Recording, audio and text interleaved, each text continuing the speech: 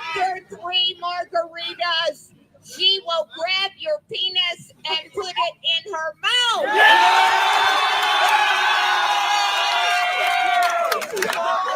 More margaritas.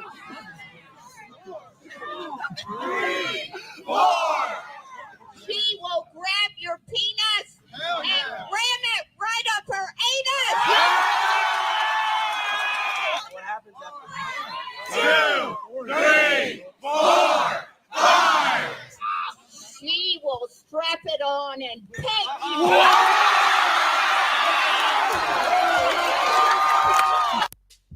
It's time for the best podcast around. Grab a cold one, sit back, and enjoy the show. This is Corner Pub Sports. This is Lauren Hart from the Philadelphia Flyers, and you're listening to Corner Pub Sports. We'll do it live. Fuck it. Corner Pub Sports.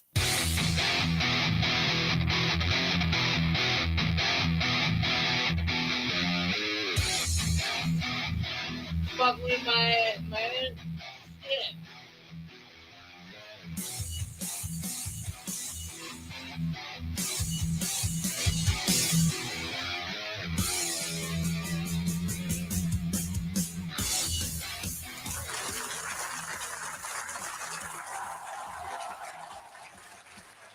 Yo, what is going on? Corner Pub Sports coming at you live on a Friday night. What is happening, everybody? I'll be back. I need to go buy 10 margaritas. So the best part is that was supposed to be a celibate meeting at I think it was at LSU or something. I think it was LSU where I don't know, and it turned into that where everyone was circling around her and yeah, That's definitely not the rails. Nah, yeah, it did. Kind of like our show kind of does. So this show, by the way, is brought to you by Browntown Barbecue. Browntown Barbecue. Kyle Brown is the owner. He and his wife make amazing food, handcrafted, hand smoked. I mean, the sauce is handmade. If you're in town, sniff the brown. Dude, that should be their slogan. Browntown Barbecue. If you are having a barbecue, bar mitzvah, wedding, whatever, celebrating someone's death, whatever you want to do, hit up Browntown Barbecue, get a rack of ribs. If the oil's on his way, have him stop to Browntown to pick up the barbecue. That's right. That's right. Yeah, fucking Moyle. What a waste of fucking space. What was the slogan again? If you're in town, sniff the brown. If you're in town, sniff the brown. Browntown Barbecue. Check them out. Kyle's a great dude. Philadelphia area. Now, he's in the Philadelphia area, tri-state area. They have to hand deliver it. They will hand deliver it to your party or funeral or whatever you're doing. Will they feed me too? Hand feed me? They can, I guess, if you pay. How they them delivered it to your own funeral? Not your own funeral. Please. You said they were delivered to your funeral. I said a funeral. Put a rack of ribs by my casket. Yeah, that's right. Yeah. So he did like ribs. Yeah, love those ribs. How much for the rib? Yeah. How much for one spare rib? So hit them up. You can find them on Facebook, Browntown Barbecue on Facebook. All right. I think we should just get right into it. We haven't done a show in 2 weeks. We took last week off for the Memorial Day weekend. We had a couple people away. We had a good time, but enough of that. The Sixers. Are they bringing? I was gonna dance because it's hard not to dance to the song. Are they gonna bring people back? I don't know. Are they gonna bring me back? Because I was out. I said they need to do some things to bring The coach ain't going to make a damn bit of difference. Ryan wants to know, doesn't a funeral already have a rack of ribs? Might. Got bones. It's the coach that I wanted. It was my top choice. Obviously, it was their top choice too. They said it was their top choice, but I actually believe them this time because I think he might have been the only one they interviewed. And they were the first one to hire. As far as I know, Yeah. As far as I know, he was the only one that they interviewed. Right. And he was my number one. Yeah, and he talked to him. He got Embiid's buy-in. All good stuff. I hope Nurse talked to Embiid. Yeah. Nurse talked to Embiid. Embiid gave his sign off before hiring Nurse. Okay. Take a piss. Is that what he said? He's like, all right, good. Gary's taking his headphones off. Yeah. Why do you think you're good for the job? I gotta take a piss. Pulls out. So yeah, I don't know what he said to him, but obviously something needed to be changed. There's a lot about the tinkering and stuff that he might be able to do. I think he won more with less than anybody else. Which is why I thought he was good. I think that he's kind of, gets the most out of the team. I feel like Phil Mikowski just chimed in. He said, and by the way, we didn't do this like we do normally every show. If you're watching live on Facebook, YouTube, Twitter, we thank you very much. That's Gary's phone. Oh my God, I'm going to kill him. I'm going to kill him. He's only been on the show for 5 years. You don't know to silence your goddamn phone? Oh my God. This is why I hate doing virtual. This is why I hate doing Really? it. I hate it. You never have a problem with me on it though. No, no, I guess not. You have to follow the rules. God damn. I'm not on enough for you to be mad at me. No, you're not. No. So anyway, see, perfect. Right on cue, Phil. There goes those rails, right? Like that. God damn it. But Phil wants to know why does a player get to dictate a head coach? Well, he didn't dictate the head coach, but it is the NBA. It's the NBA. And that's how the NBA is.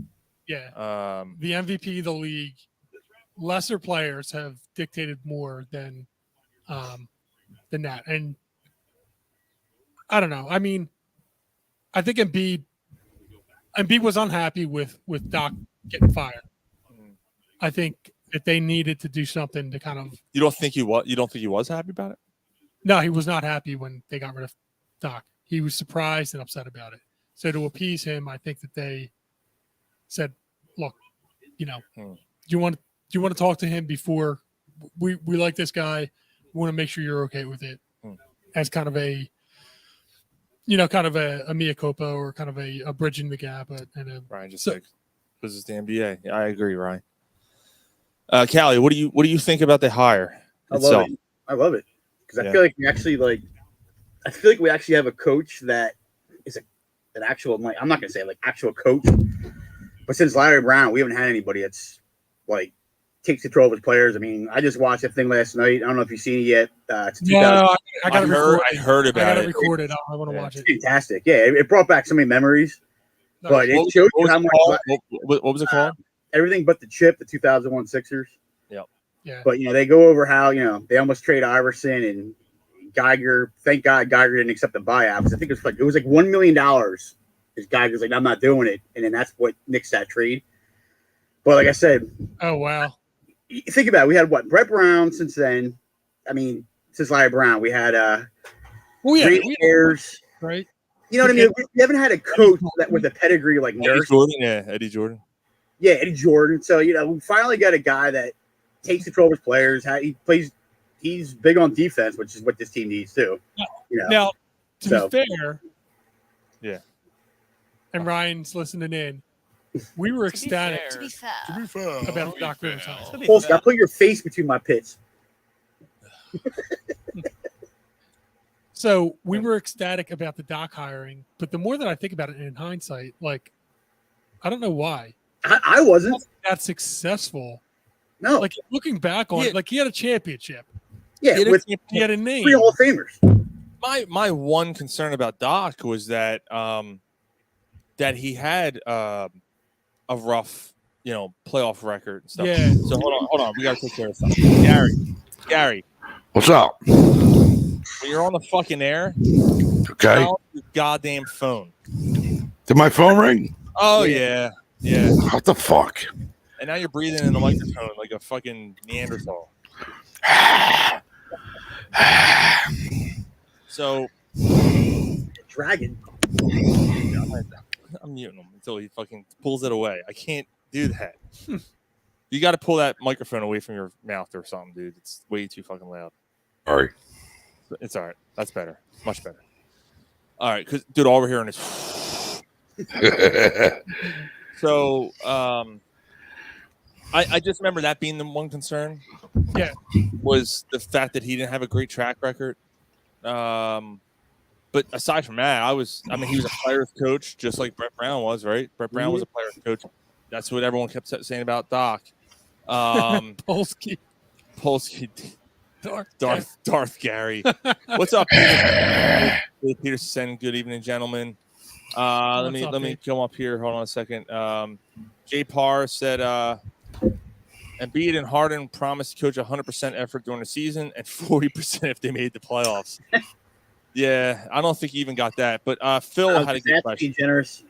Do you think the hiring of Nick Nurse is going to allow the team to keep Harden now, or do you think they're going to let him roll? I don't think that Nurse. I think if Harden's going to stay, he's going to stay. If he's going to go, he's going to go. I don't think that hiring Nurse. I hope that hiring Nurse didn't have anything to do with it. If he goes, I hope that they work out a sign and trade for him. He wants to go back to Houston. He supposedly wants to go back to Houston, but I don't see him sign like a 1-year deal here. So I think he's gone, to be honest with you. Yeah. Harden is. I mean, do you really want him back? No. I mean, exactly. I mean, you only sleep over it. If he comes back for 1 year, I'm fine with that. Or if he hangs out, the rest of his contract, he already opted out, so it doesn't matter. Yeah. He already opted out. Yeah, because he opted out, so you could sign him and then trade him. Right. Yeah, you're right. And then if you sign him and trade him, then you could sign him to a longer deal or something, and kind of it works out better financially for both teams. That's what Phil's saying. They need to get value for his bullshit. I don't think they are. I think he either signs here or he goes and there's no trade. I think he'll just roll out. I think he's gonna want. Dude, he wants the rumor is he wants 4 years. Yeah. What is he, 32? He's 32. 33. Yeah, but Ryan, he said let him walk Kyrie and Van Fleet. But how do you get those guys under contract? Well, you're moving Tobias. Like, Yeah, Tobias is going to get moved. He has to get moved. You cannot bring him back this year. You have to move him. If they bring Tobias Harris back, then forget next year. I'm telling you right now, forget it. It's just the same thing over again. Yeah, you're hamstrung and you're. But the only thing is that you could finally get him off the books and not have to give up anything or take on any contract if he goes 1 more year. But I agree. Again, then you're throwing another year of Embiid's prime away. Right. You have what? 3 years, 4 years tops of Embiid playing at this level. I'll tell you what. Tops. What I've been watching though in the basketball, I watched Game 7. I watched Kyle Lowry, who's 35. I don't know. Yeah, he's up there. And the little guy, I see him crashing the board in that game. I see Butler underneath the basket fighting for boards. I see guys crashing all over. And then I see Tobias Harris. How often do you see Tobias Harris what's crash Harris? the board? 6'7"? He's one of the worst rebounders I've ever seen. He doesn't try He to has butter on rebound. his hands or something. He cannot grab a rebound, especially when it counts. But he doesn't try. Yeah. And just kind of and I get that that's their, but after a shot goes up, why not break and try and crash the boards at some point? Mm-hmm. You see cutting, and maybe that's what Nurse can do. You see guys cutting and backdooring and stuff like that, and beating slow-ass Al Horford to the ring. There was just so many of those little things that I've seen the Heat do that I'm I was texting with Jay a little bit, and I was like, the team has more heart.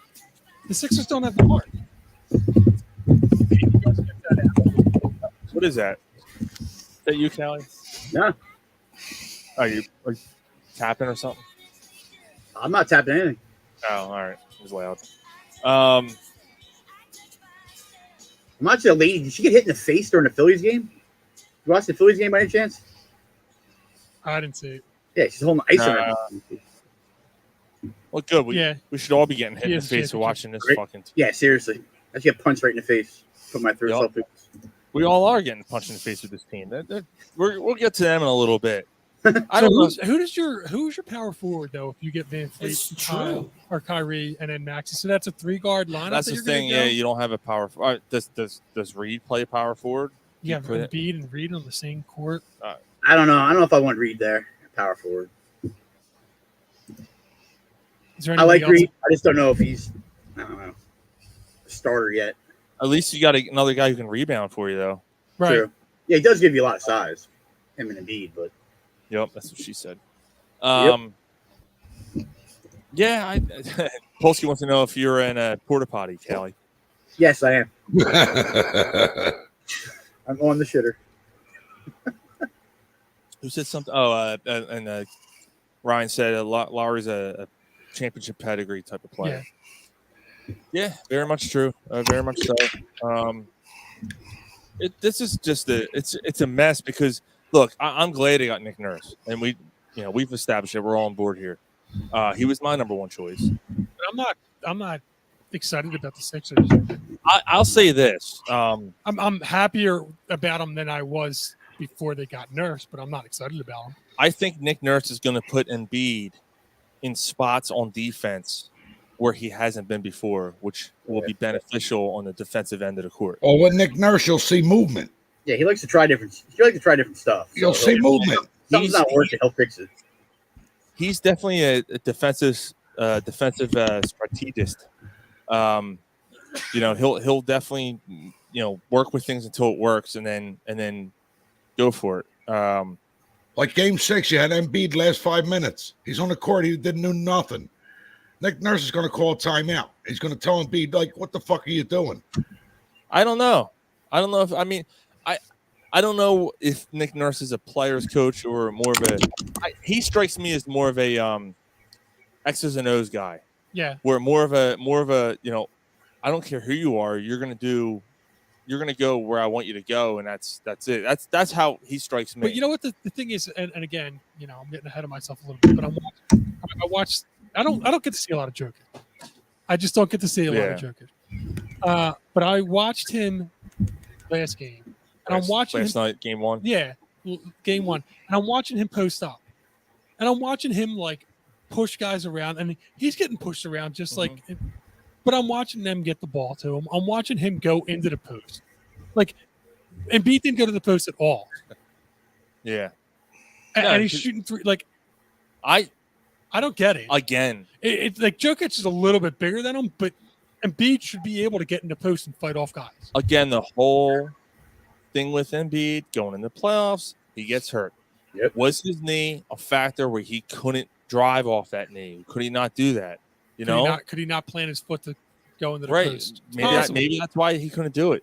We also know a lot of stuff goes on in his mind. You never know what's going on with his brain, so he just might have been thinking about that, and that's the whole time he's thinking about his leg. You know what I mean? You know how he is. He's either all in or he's sometimes, like Polsky said, he vanishes. He's either all in or he doesn't do anything. And that's what he did those past couple games. Just disappeared. Polsky took a page out of Gary's book and used an acronym: MVP, most vanished player. Ryan said he's a creative player. He's really animated on the sideline. I don't like that person personally. And then Jay's agreeing with Mike about Jokic. Yeah. So, man. So yeah, I think X's and O's wise, it's a great move for the Sixers. This is a move they could have. Dude, I said it when they fired Nick Nurse. I said, like, if they lose in the second round, that's my guy. Like, you got to go out and get him. Yeah, I thought the same thing. I was on board. Now, obviously, I hope they weren't going to have to fire Doc, which meant they were going to be in the Eastern Conference Finals or the NBA Finals. Right. Yeah. And then looking at things, Boston was a really good team, man. I'm not so sure they would have beaten the Heat. The way the Heat played, I'm not so sure. Yeah, there's no guarantee. I mean, that was the thing there. Like, everybody thought that, like, all you got to do is get past all Boston or the Sixers got to do, and then they're gonna. I don't think it was necessarily easy. No, yeah, it's in there. Yeah, crack it open. It's the only tall one. I think it's written. Yeah. What are you talking about?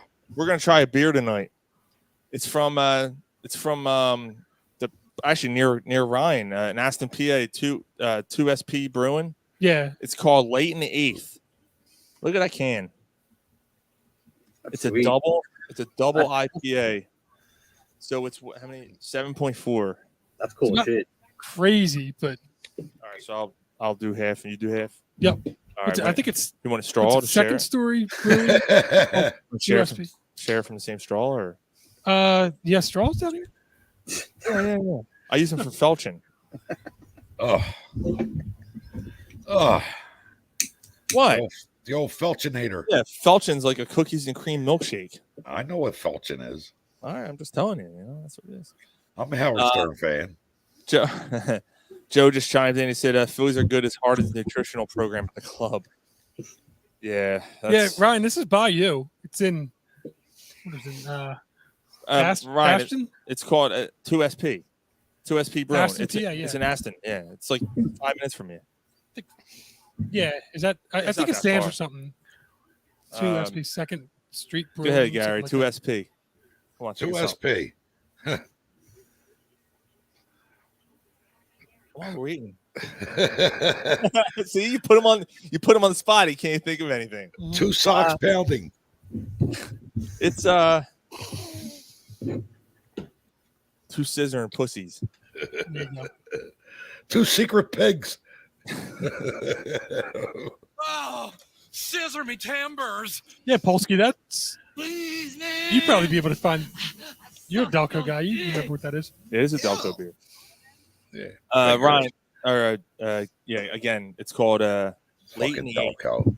Late in the Eighth. That's a. Okay. Is that supposed to be Brandon? Wait, Late in the 8th. is that supposed to be Harper or Brandon? That's Brandon Marsh, right?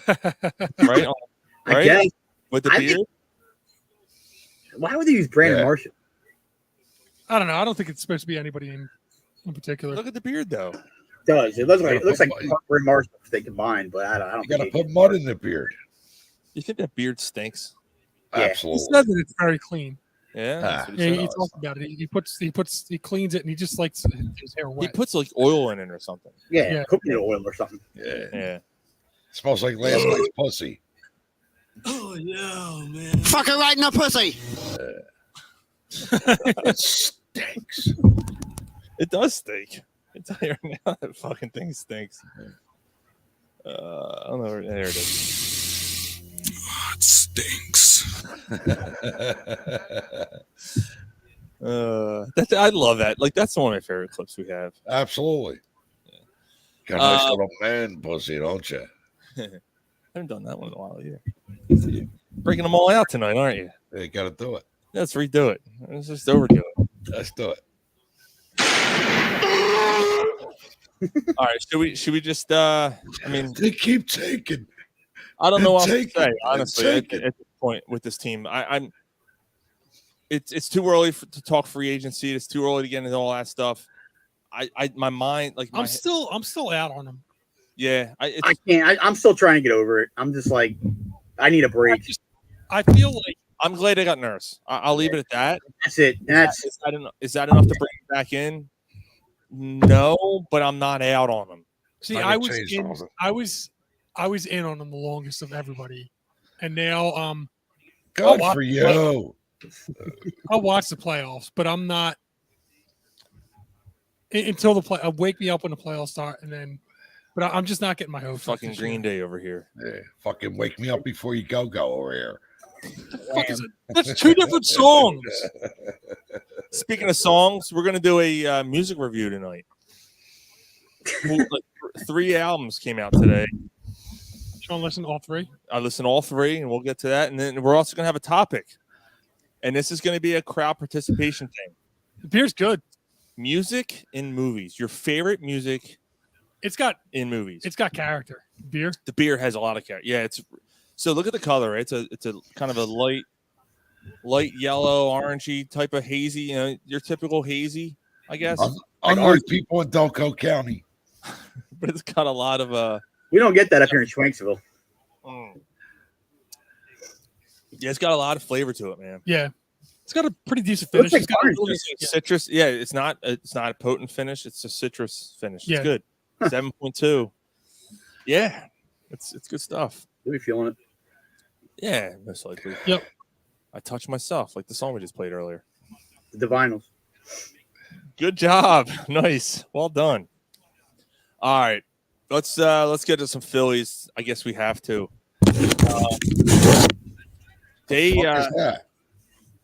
They've been absolutely horrendous. I don't know what They're unwatchable. I luckily I haven't really watched a whole lot. So I don't think I'm missing anything.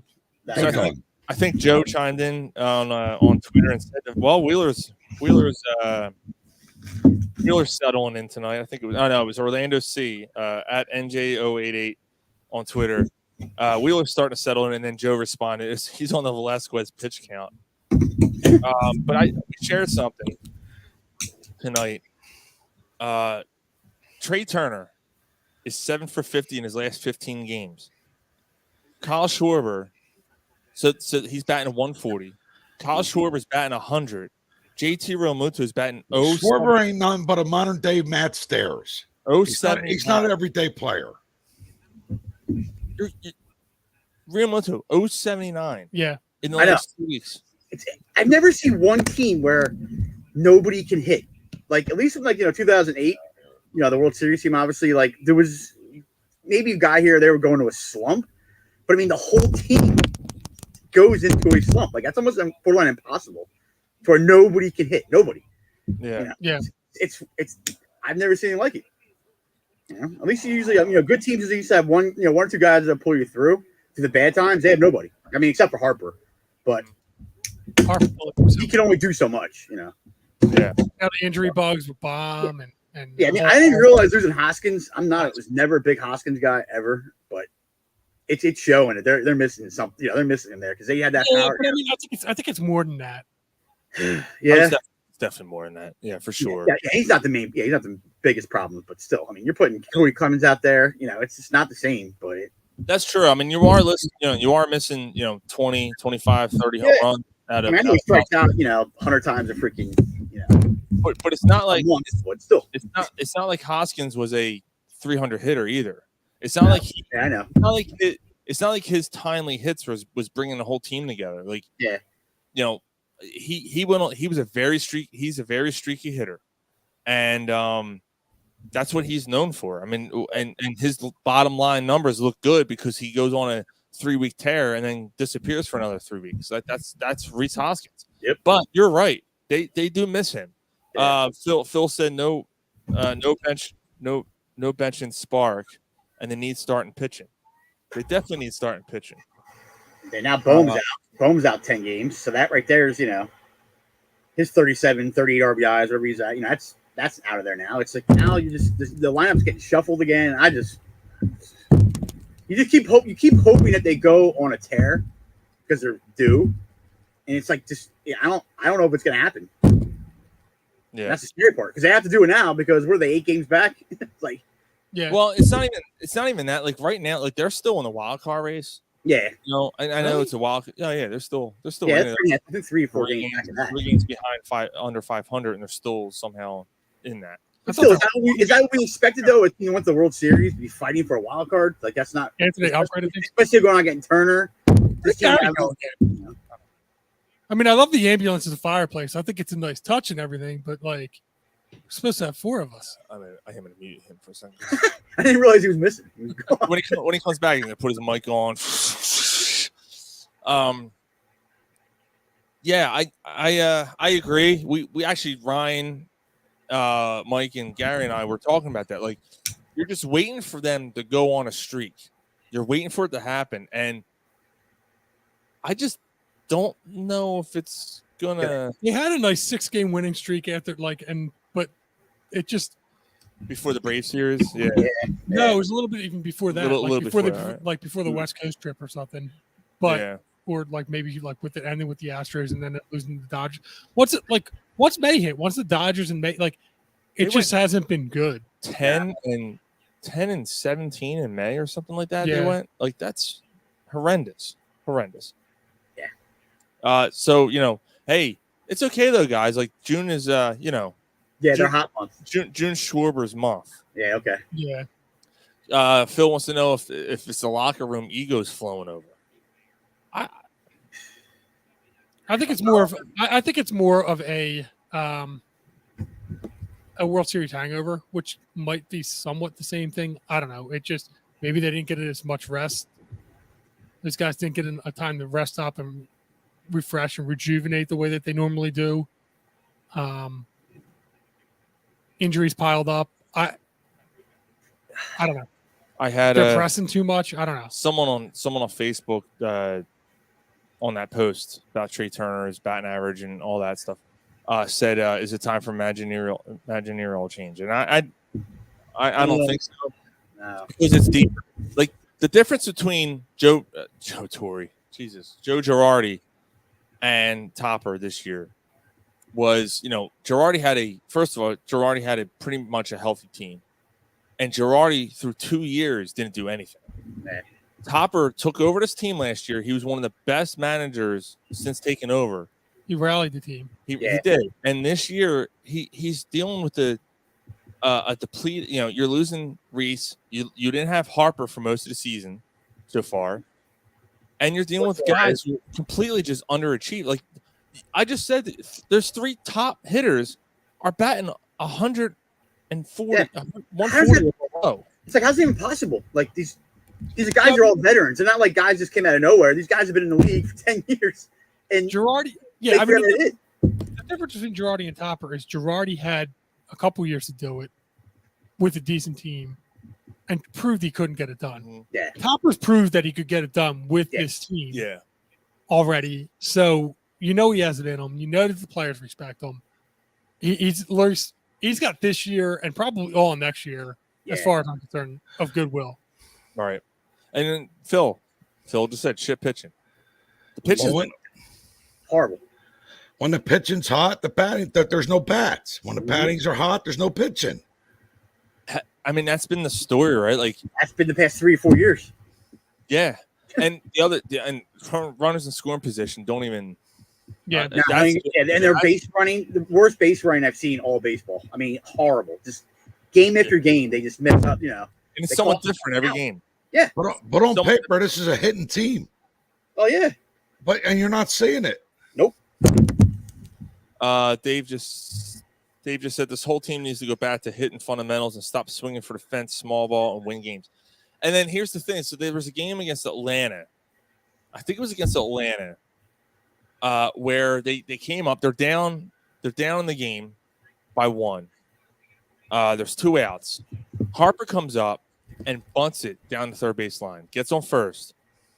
I forget who came up next. Is it like Riamalto or maybe it was Riamalto? And then he hits a shot. Right, Harper's on third, Riamalto's on first, whatever, and then Schwarber comes in and hits a rope down the first baseline. And now you just play small ball, with the singles and the bunt. And actually, I think Harper ended up stealing or something. I forget. Something else happened in between to get Harper to third. But regardless, you didn't hit a home run and you didn't get 2 runs out of it. Took the lead. Right. Oh, it was Castellanos, because then Castellanos got thrown out at home. I know what you're talking about. Yeah, his leg came up and they called him out. He was out, but it doesn't matter. They had the lead. They took it back. They tied it. Then they turn around the bottom of the inning and give up 2-3 runs. Yeah. It was 8-5 or whatever, and that was it. That was the game. Like in the 7th inning, and you just knew you finally came back from I think it was 5-0 or 5-1. They came back. That's the other thing. That's the other difference between this team and last year's team. Last year's team, and I was guilty of it. Throwing my hands up, saying, they're down 6-4. It's over." Last year, they came back from so many of those 6-4 games in like the 7th and 8th inning, and came back and ended up winning. I don't have faith that they're going to do that this year. Yeah, because you don't see the heart, right? No. Now again, it's not 90 degrees yet. Well, yeah, that, and to be fair,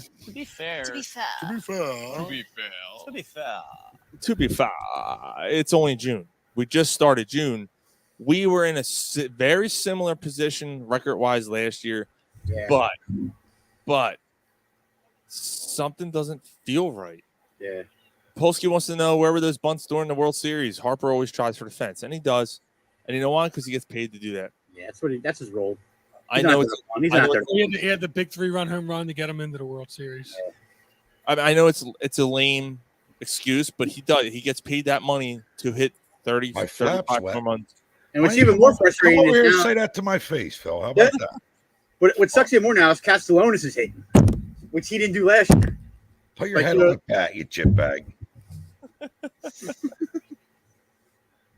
Well, Polsky said, well, today it was 90. It's true. Yeah. It was. Although, where are they playing? Oh, in Washington. Well, it's not near Washington. No. Yeah. Oh. Team. Oh. We know our Philly teams; they always come through. Shit, Yeah. Phil. Yeah, we'll be all right. Yeah, Yeah, we'll be all right. We'll come back. yeah, we'll win the World Series. Mid-June. Yeah, so I know it's on the surface, like when you look at the record, right, and you look at the time, and It you're doesn't like, look that. it it's doesn't not look that bad, bad.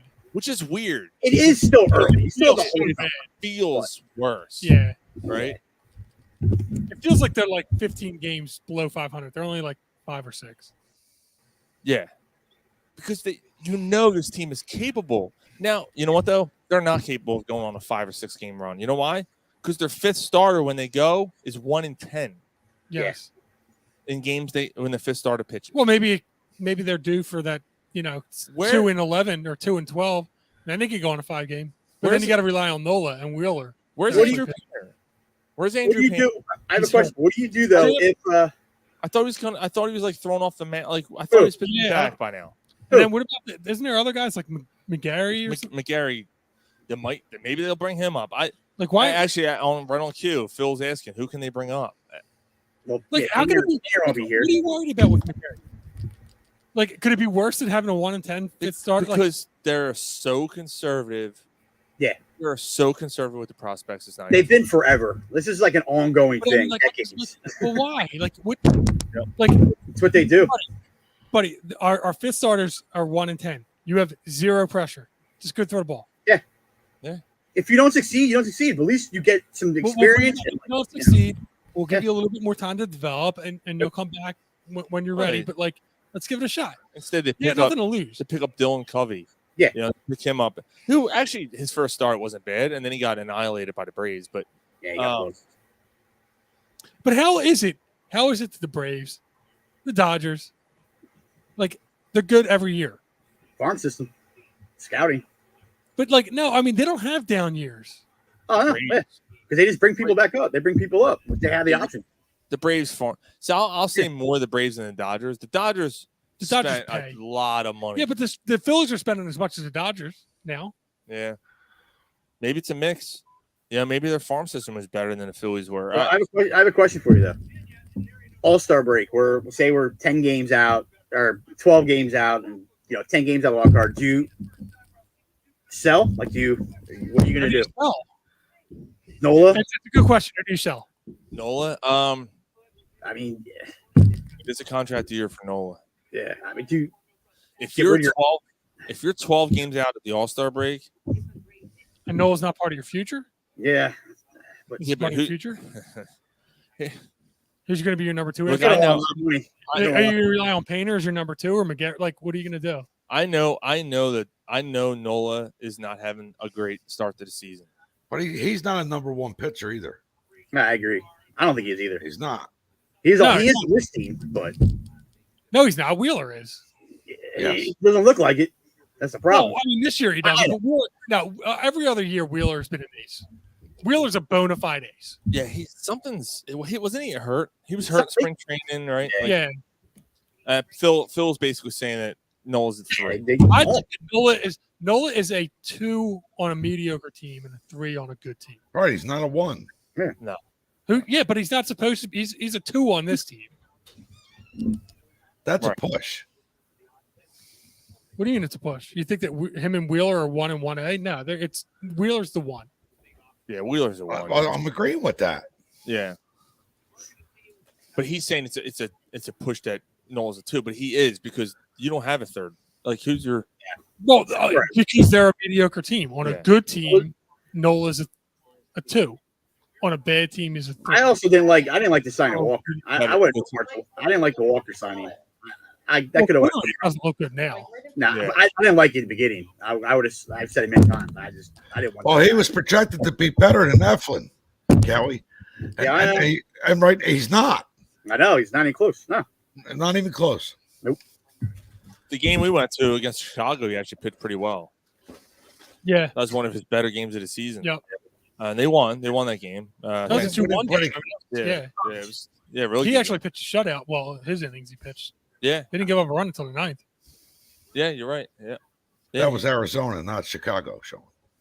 No, we wasn't seeing. It was Chicago. Yeah. No. Yep. All right. It was Chicago. All They played the Cubs. Yeah. All right. Show him. Gary was too drunk to remember who they played. I wasn't even drinking. You weren't? No. You didn't drink at all? In the beginning. Chicago wears blue uniforms, Gary. they have a C on there. How do you remember a fucking jumbotron cocksucker? Oh yeah, I got on the. Me and Ron got it. Yeah, dude, we're behind home plate, but up. We're like 5 rows from the top of the stadium. Ryan, so 400 level. Earlier to get the Simba cam, right, where you hold your kid out, right. So I got Kira in my arms, and we're holding, and Mike's got Maddie, and he's holding her. The camera guy's right there, won't even look at us, right?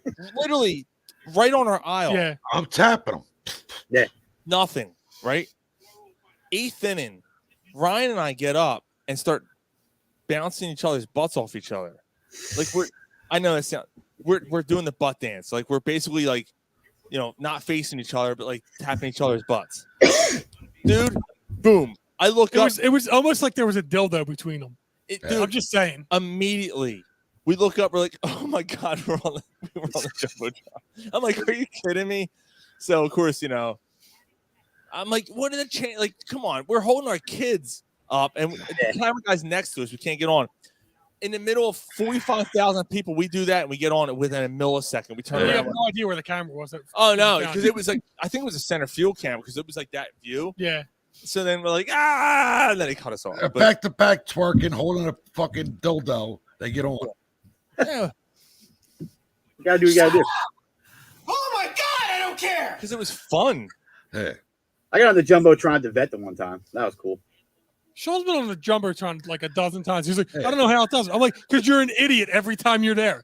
Like every time you're there, you do something stupid like this, and you get on the air, and you're like, oh, I don't know how it happens. Like you do.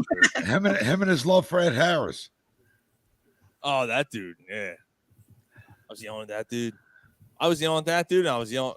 Ed Harris, what, the actor? Yeah, this dude looked just like Ed Harris. Yeah. No. You're on the fucking air. Tell her to shut up.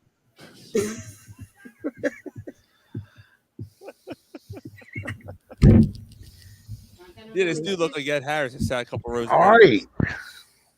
Yeah. I fucking hate doing virtual. I hate it. I hate it. Oh my god. So that was the most drunk I've been in about a month. I want it back. Until people see us on TV? No. That was the most drunk I've been until last Sunday. Were you at the shore? Yeah, I went to a wedding down in Maryland, and Were you drunk then? yeah, oh yeah, I was lit up. Yeah, I was lit up. And I thought you were the most drunk at the Phillies game. It was at the. Oh no, no. There was a point where during the like you were banged wait, up at the Phillies game, but I can't didn't hear Gary. Hold on. I'm here. All I right. hear. All right, I can hear him now. I was banged up like towards the end of the game. Yeah. Yeah.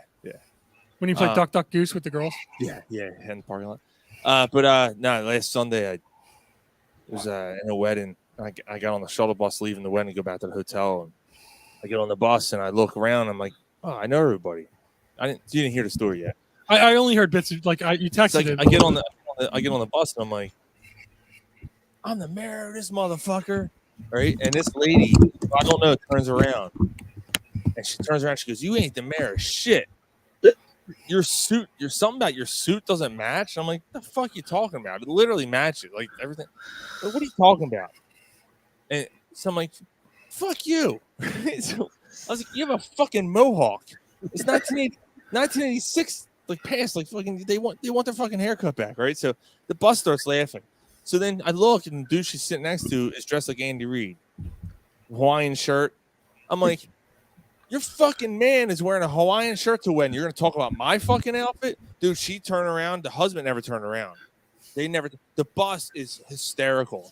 The driver, this black dude, is fucking dying. Yo, he busted your ass. Right? He goes, I got to calm shit down. I got to put some jazz on. He put some jazz music on, right? I'm like, oh, some jazz. So now we're rolling, right? And I can't let it go. I'm yelling shit. I'm like, yo, everybody, after parties in fucking Maui. We're following this fucking guy, right, dude? He won't turn around. He didn't even do anything. I know. Well, fuck him and his fucking jerk off. Faux hawk wife. Dude, I was a mess that night. I got up Monday, Memorial Day. I was like, oh my God. I had to drive 3 hours. I fucking hungover. Like, fucking head. Yeah. Quinn didn't drive? She's like, no, you're. Nah, I drove. It's like you're punished. You have to drive. Yeah, pretty much. Yeah. So no dogfish head on the way home then. No. I wasn't in the mood for it either. I was hurting. Yeah, dogfish head. It's in You weren't in the mood for dogfish head. Milton. You've never tried dogfish head. You don't know how dogfish head could be. Dogfish head might not be too bad. I don't know. Splash, splash, woof, woof. Yeah. A dogfish is a shark, you fuck. Yeah. All right. Well, deep throat you. Not like a hammerhead. Lay the hammer down. Either way, you're gonna be feeling like this afterwards. You're hurting. All right. That's enough of that. Next subject. This is like the only time that I actually go that route, and fucking Gary's not even paying attention. He's on his phone, fucking lights. He's getting texts from upstairs. Yeah. Come up and fucking scrub the toilet, you cocksucker. Suck my dick. How about that? I can't believe I'm not being bothered. My wife's letting me go. Have you wrote it back? Have you said that? Must be weird not having anybody come on you. So, NHL Network. Leave me alone or I'm fucking leaving. Polsky just said Gary's a show of his own. NHL Network, I think it was Kevin Weeks, came out this week and basically said that the Flyers, we haven't talked Flyers in a while, except for the draft a couple weeks ago, that the Flyers can get a king's ransom for Carter Hart. They're going to trade him. They're going to trade him.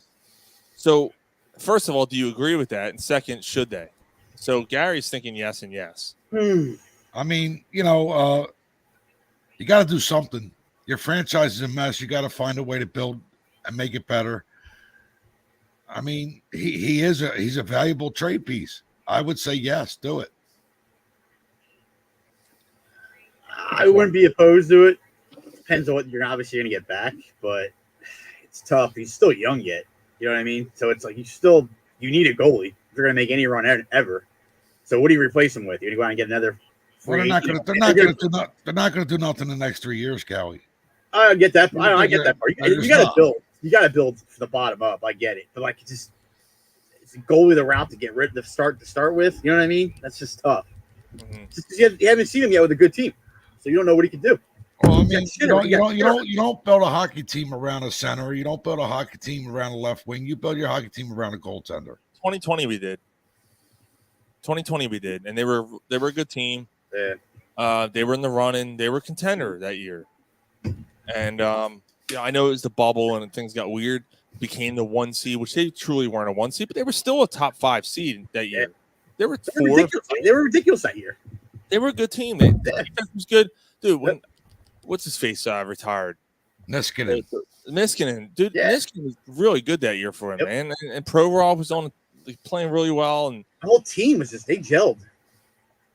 Polsky wants to know what's new on the board. Polsky, I don't have anything. I was gonna say you haven't had anything new on the board. No, I in gotta a few work. Weeks, no, yeah. I have some issues here. Nothing bad.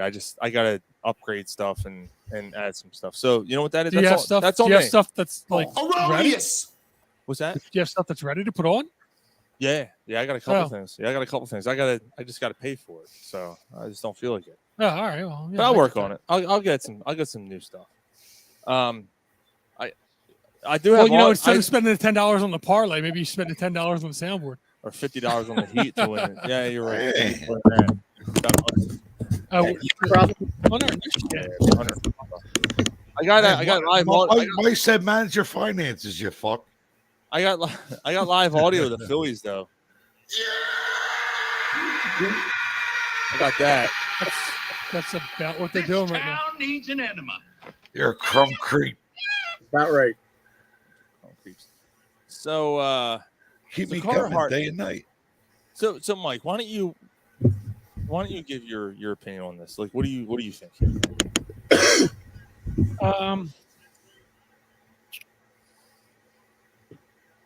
I would say keep him. Okay. If you think he's a championship caliber goaltender, and if they can get a king's ransom for him, then I guess you do. As crazy as it is, Florida was the 8th seed. They're in the Stanley Cup Finals. Yeah.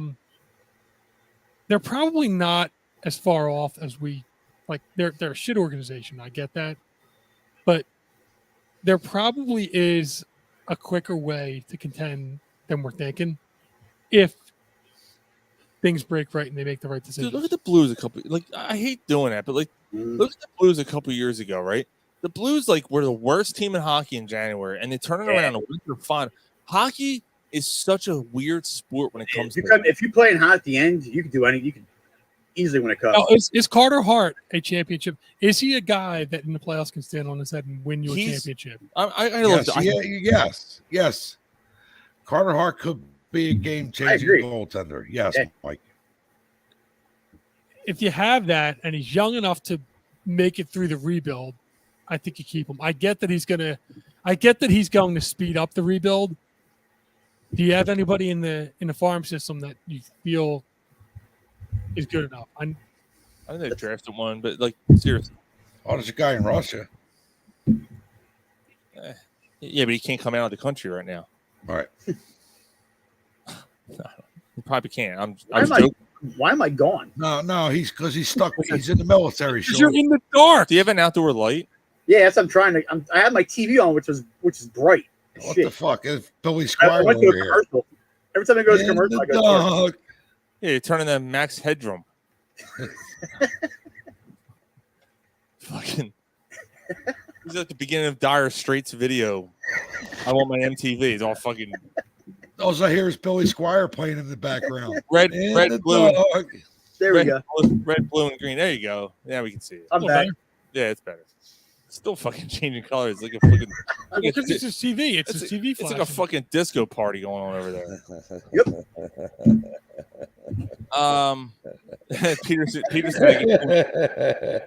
Peterson said there's always a guy in Russia. Porta potty needs power. Porta potty needs power. That's awesome. All right. Merry So Christmas. Shitter was full. I agree with Mike and Callie. Sorry, Gar. And I'll tell you why. He's 24. If you think you have a chance to contend in 3-4 years, he'll be 27, 28. Yep. So what? Remember the last time we traded a goalie too early? Yep. Bob.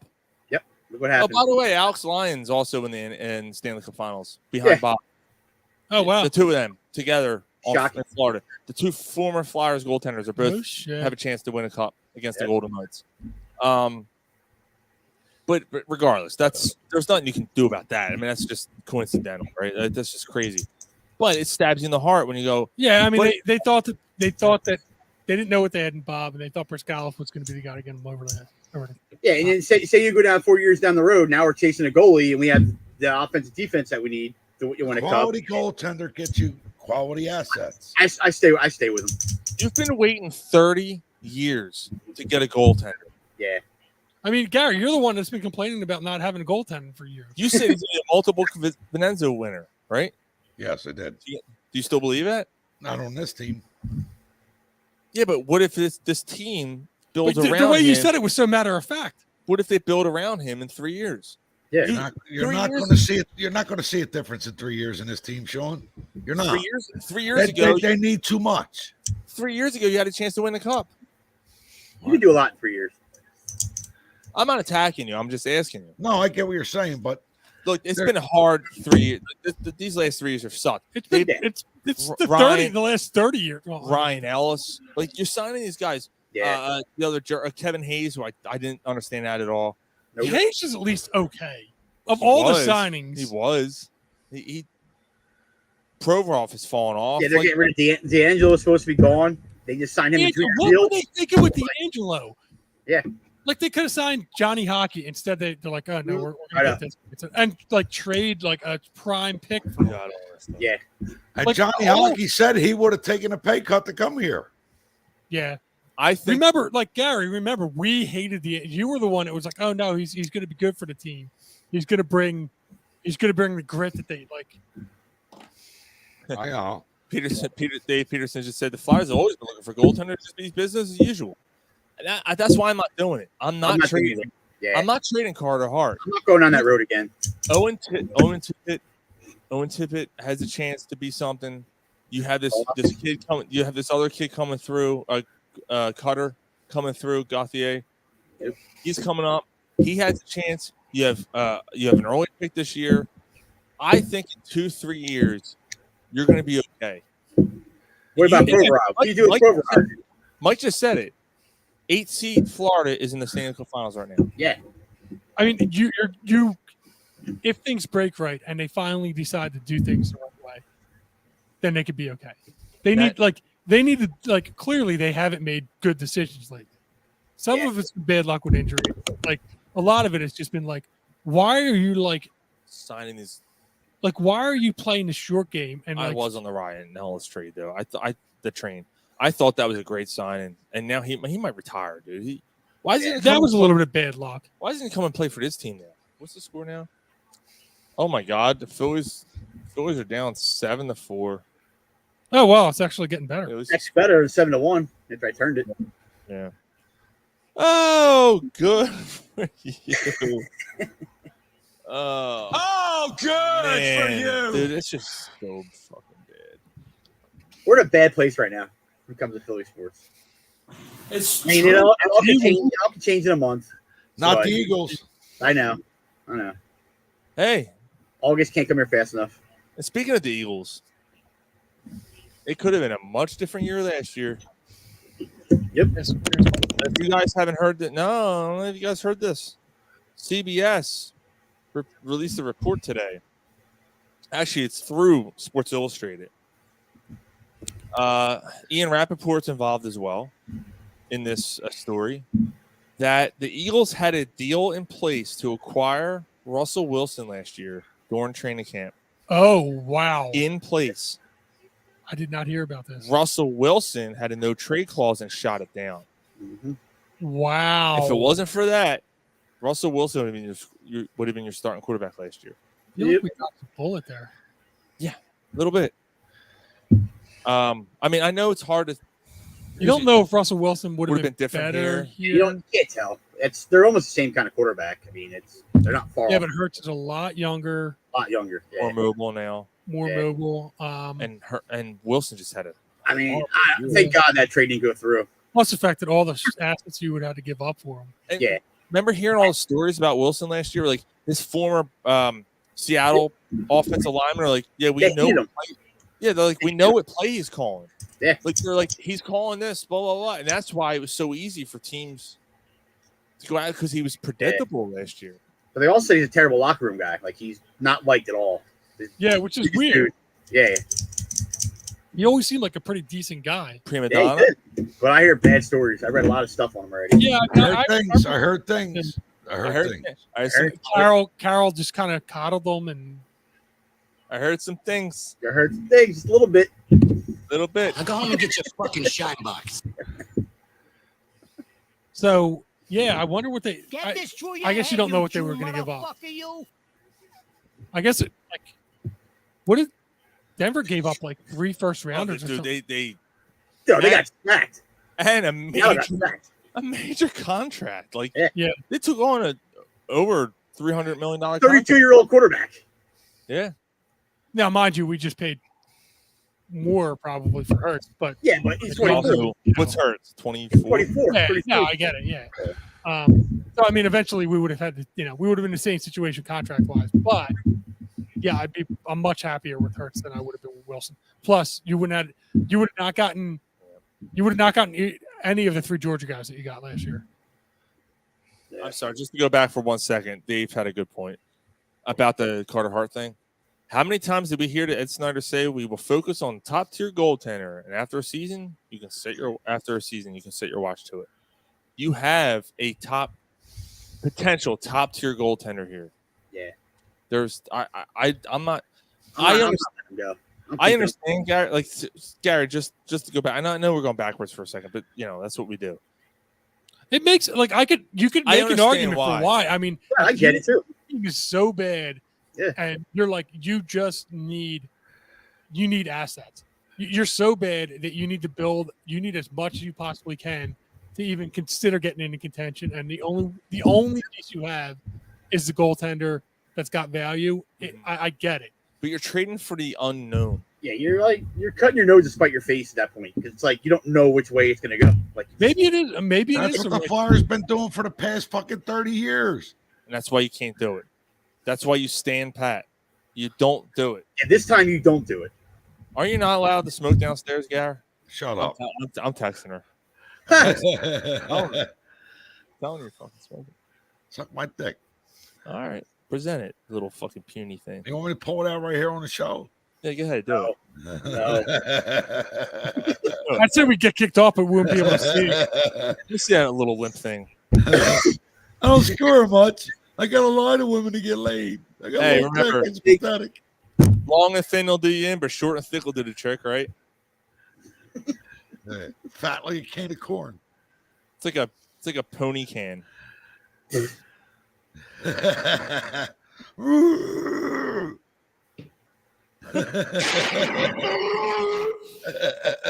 All right, back to the Russell Wilson nonsense. Yeah, that was the story. Yeah, I didn't hear about Woo, that. Yeah, it came out today. I thought that story came out like right around that happened because I remember hearing about that. There was rumors that it happened, and the look at all these rumors surrounding me every makes sense, day. though. I mean, which is Howie was all in on. Yeah, he was. Which is called, and nobody believed in Hurts. Russell Wilson's agent, at the time. So, there was. Yeah, that's what it was. So apparently, so the way it was laid out, though, and this was kind of confirmed today, was that the Commanders really wanted him. Yeah, I heard that too. He shot them down first, then the Eagles made the. Why did he shoot the Eagles down? Like, what is he like? He don't want to play on the East Coast. The Eagles. Well, there's that, but the Eagles didn't look great offensively. Yeah, but the Broncos. I mean, the Broncos look great either.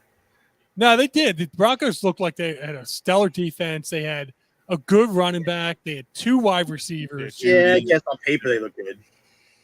They didn't have an offensive line, which I think everybody kind of. They didn't have a coach either. That fits right into Russell Wilson's MO. Then having no offensive line, that's been his whole career. So, he goes there and it's the same deal. Yeah, I mean, you wonder how he would do if he had an offensive. What a great line. coach they had. They fucking fired him. Yeah, they got Peyton now. Yeah, so I was talking to Jamie Zimenoff, who's actually a Broncos fan, lives out in Denver, who follows the show, and we were talking before the show, and he's like, "Hey, maybe with Peyton, maybe he does better." You know what? You might be right. Maybe he does come up with a better scheme. Maybe it was coaching. I don't know, but the fact that he's going to hold him accountable more, I think, and all these things we just talked about, right? Like the locker room was an issue. you know, Who all was the Broncos coach? What's his name? Sirianni have been able to control him. Fuck If, is it? Come in. would Sirianni have been able that's to? Callie banging on. That's Callie banging on the table. Am I? Would Sirianni have been able to control? dude, it's loud. Yeah, Yeah. My it bad. sounded like but would Sirianni have been able to control Russell Wilson? Answer the fucking door. It's me. Garrett, you got to go. Yeah, dude, my back's killing me. All right, I got you. All Good right, night, dude. fellas. All right, All man. right. buddy. Hey, guy. Yeah, Gary's hurting. Yeah, I remember that scene when the thing closes like that.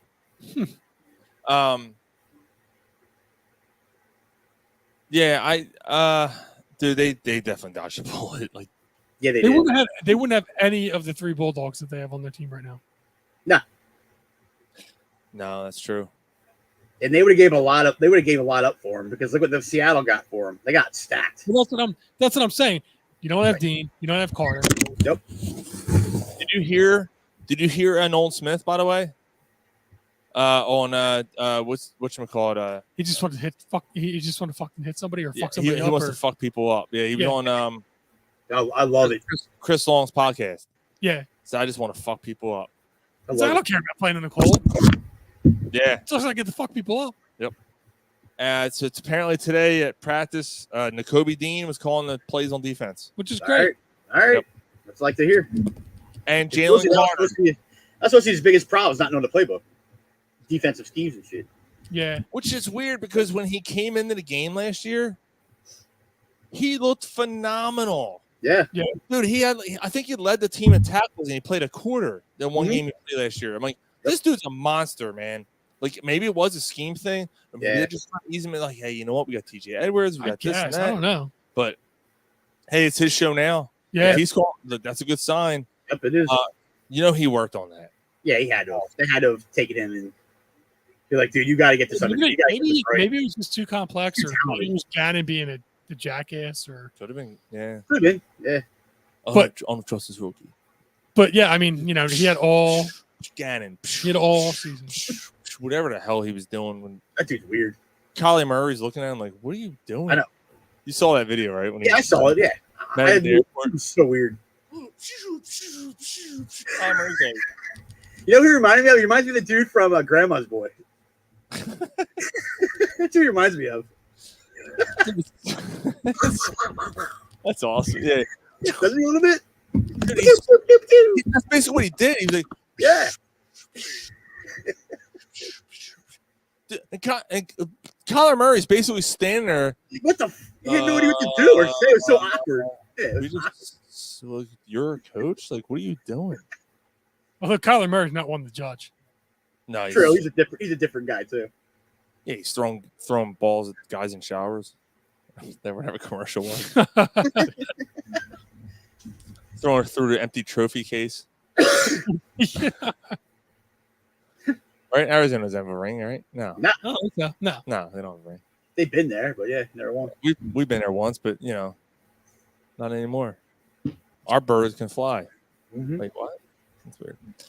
All right, should we do While You Were Drunk? Let's do it. All right. I think I have some good stories because, you know, it's a couple weeks worth. I am not drunk, man. You're trying to make me drunk. It's time to catch up on some things you may have missed Do you think a six-pack is acceptable? while you were drunk. I'm drunk and I love cats. What more do you need to know?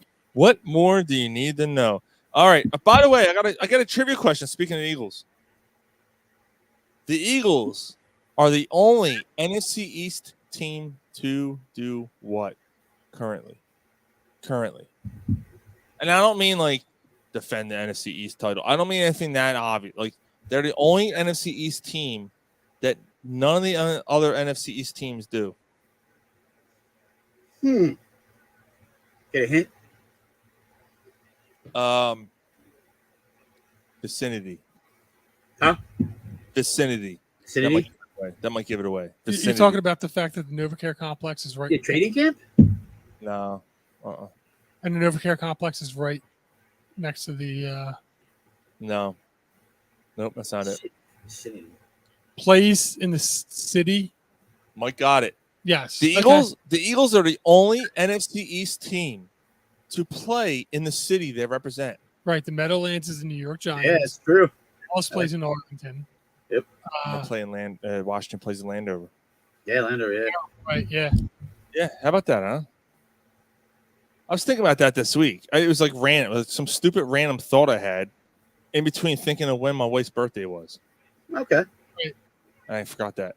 All right, so no, I'm kidding. Will Ferrell is going to be playing John Madden in a biopic. Really? Yep. Huh. Yeah, that's kind of what I said. I don't know if I see that. Yeah. I don't either. I don't see it at all. No, I don't either. Like, you couldn't find anybody else to play John Madden? They just had the dude that played Madden, that plays Madden. What was his name? Oh, what's his name? Frank Caliendo. Why don't you just have him do it? It's a turducken. Let's get a turducken. Yeah, Will Fuller isn't fat, right? Or Will Ferrell. He looks nothing like him. Will Fuller is fat, I think. He's still alive. Will Ferrell isn't fat, so I don't know how they're going to make that work. You know what? I will say, like, I can see Will Ferrell with sideburns, right? And, like, the 70s John Madden. Yeah, but I can see him pull that off. Maybe. It didn't sound anything like him. Like, I don't know. All right. This play works none of the time, 100% of the time. Like, fucking Ronnie Lott. That doesn't make any sense. I know. Yeah, it's kind of weird. San Diego, Wales. We're going to play in LA. We're going to play the Chargers. We're going to go play the Chargers, San Diego. Yeah, I don't know. That's kind of strange to me. We'll see. Will Ferrell. There's a new rule that was established last week on free kicks and kickoffs. If you do a fair catch beyond the 25-yard line, you get the ball at the 25. Beyond the 25? Behind. Oh, behind. 25. So if you're down at the 1, you get the 25? If you fair catch it, you can get the ball at the 25. Well, you just model this fair catch all the time. So a free kick? Yeah. Free kick? It's only on kickoffs and free kicks. Oh, It's okay. Not punts. All right. Not punts. I hate that. I hate it. I don't like that at all. They're messing with that. I don't like that. So wait a second. That's absolutely terrible. So what that means, let me be clear. What that means is, let me hear. You know what I am saying? If you get an unsportsmanlike conduct on an extra point, or the play before that, or whatever it is, and the ball's moved up from the 35 to the 50, or whatever it is for the kickoff, right? You can't loft it up in the kickoff and try and pin a team down at the 10 or 15-yard line and make them gain an extra 15 yards. Not in that case. If he fair catches it behind the 25, you're getting the ball at the 25 next year. Right. So obviously, by the way, I forgot. Let's because there's so many hard hits on kickoffs now. They're trying to eliminate more injuries, which is nonsense. You've already, you know what? You might as well not even have the kickoff anymore. You might as well just put exactly. Do what we do when we play ball now. Just start it. Rules. Go do XFL rules. You just get the ball. They just So, but then again, so what? You want to get rid of injuries? What stops a team from getting a 15-yard penalty on the extra point? Yeah. Or like, what stops the defense from getting 15-yard penalties after a guy scores a touchdown and does an excessive celebration or that they feel is excessive, and what do they care? What do they care now? Because it's a 15-yard penalty, they're going to get the ball to 25 either way. And also, like, say a dude catches the ball in the end zone, it comes out and fumbles it at the field.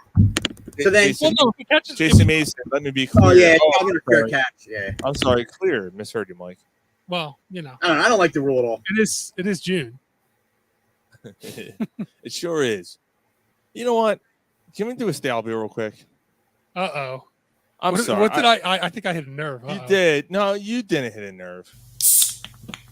Well, I have a microphone and you don't. So you will listen to every damn word I have to say!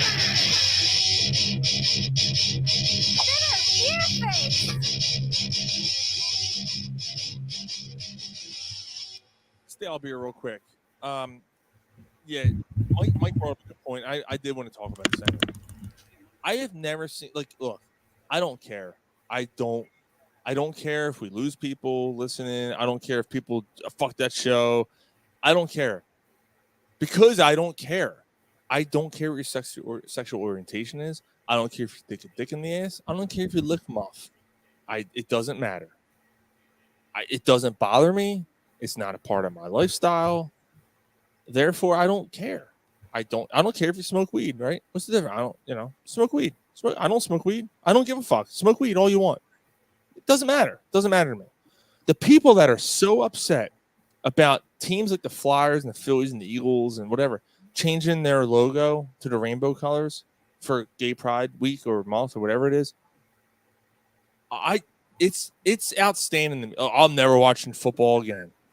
I'm never watching baseball again. I'm never watching. Why? You're letting that it, and it's getting shoved down their throat. No, it's not. They're not forcing you to buy something. But they change their logo temporarily on their social media accounts. They're not forcing you to buy something. Even the trans on the can, right? That's the whole thing with the trans on a can. That whole thing that happened. Who gives a fuck? I don't. First of all, that beer sucks anyway. I don't care, dude. If they did that to lager, I'd still buy a case of lager. I don't. Yeah, I don't drink Bud Light because it sucks. It's not going to taste like fucking semen. It's going to taste the same. Who gives a fuck? I don't care. You want to be like Kid Rock and shoot down a case of beer, a pallet of beer? Be an asshole and do that. Whatever. If that makes you fucking happy, go for it. I can't fucking stand this. If it's not affecting your life, let it fucking be. Because it's not affecting your life. It's not. No one is forcing this shit down your throat. If it is, guess what? Change the channel. Turn off your TV. Turn off your radio. You have a choice too. They have a choice. You have a choice. Whatever. Yeah. That's all I'm going to say. That's all I'm going to say. Yeah, no, I mean, it's funny. I walk my daughter to school every day. Peter said that's the name of tonight's show, Trans on the Can. Pretty good. Jason said, how can you guys actually lose people? It's the same as bought and paid for about a pink campaign in October. Actually, he's right. The pink campaign, the breast cancer thing. He's right. The veterans thing in November. Oh, I'm tired of seeing everyone dressed in camo on November. No one's saying that because it's it's the right thing to do, whatever, right? But I never served in the military. I had people, I know people who have, and hats off. I also know people who are gay. Hats off. Like, I just went to a gay wedding last week. My first gay wedding I've ever been to, maybe ever. I don't know. Hats off. Good for you. Enjoy your happiness. I don't know what else to say. These people are. I fucking. I don't let any of it get to me. I just go on with my life. It didn't bother me before all this was being pushed, and they're trying to get you. I don't even, like I said, I don't care. Personally, I hear you on it, on everything you said. Like, right, you do whatever you want, whatever you like in your life, you do it. If this is the sound you like after sex, or if you like this, Oh, scissor me timbers. good for you. It doesn't. It doesn't affect me at all. Hold on. I got to tell the story that I was trying to get to. So if you. I had my shit washed in, bro. If you like that, or if you like, I'll eventually get to my point. None of those things bother me. None of those things bother me at all. Go ahead, Mike. So yeah, I'm walking my daughter to school today, and like there's the Facebook page that the school has, says it's rainbow theme day. So wear your colorful theme, tie-dye shirt, whatever. Or don't.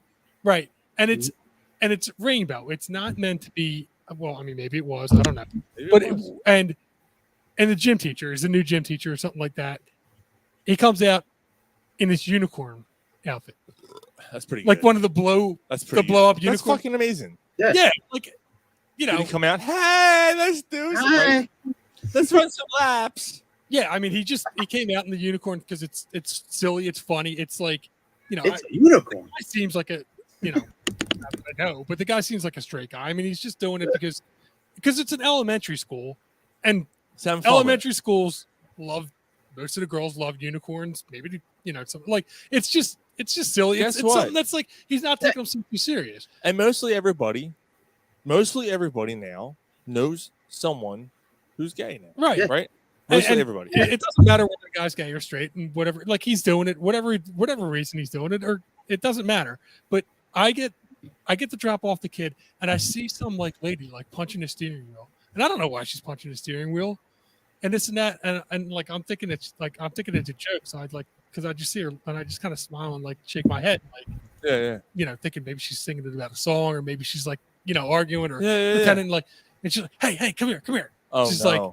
She comes over to me, and I have no idea what she's going to say. It's like, what's going on here? Is this like, what's going on? Why is this all this? Like, I'm like, it's rainbow theme. She's like, oh, thank God it's it. Like, she's like, not that I have any problem with anybody, but like, blah, blah, blah, blah. And I'm just like, clearly you fucking do. Yeah, it's ruined your morning. It sounds like it ruined the morning. You're punching your steering wheel. Yeah, you're like, sort of like, and I'm like, look. Listen, if I tongue punch your fart box, will that make you feel better?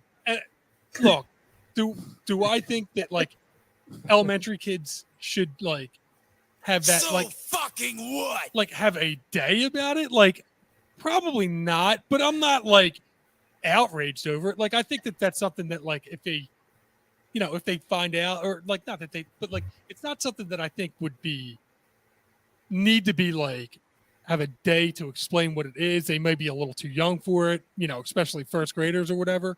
But I'm not like outraged. Like if somebody's done enough studies and done enough research to decide that like, hey, it's okay to do this, then I'm going to be like, all right, fine, my kid will learn about it. She'll ask me about it, and we could talk about it. Yeah, that wasn't what this day was.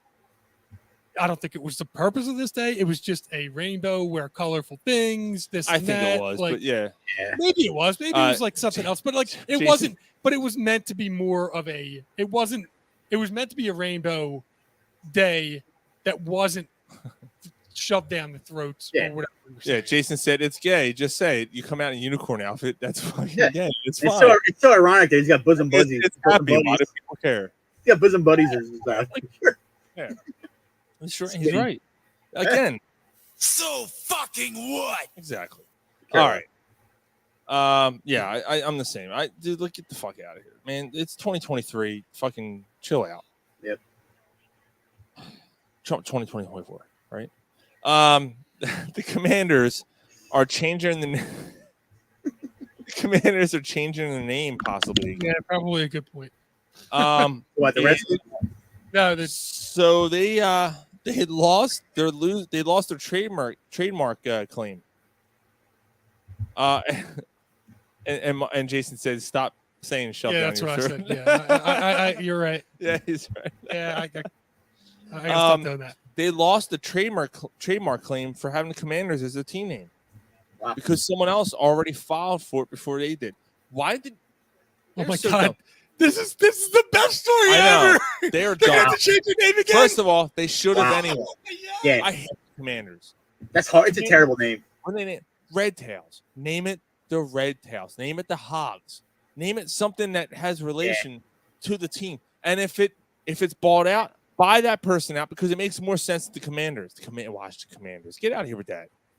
Terrible. I picture Captain Crunch. That is so great that they went from the Redskins to the Washington football team. Then they spent 2 years. They used Washington football team as a filler and spent 2 years to come up with the Commanders as a name.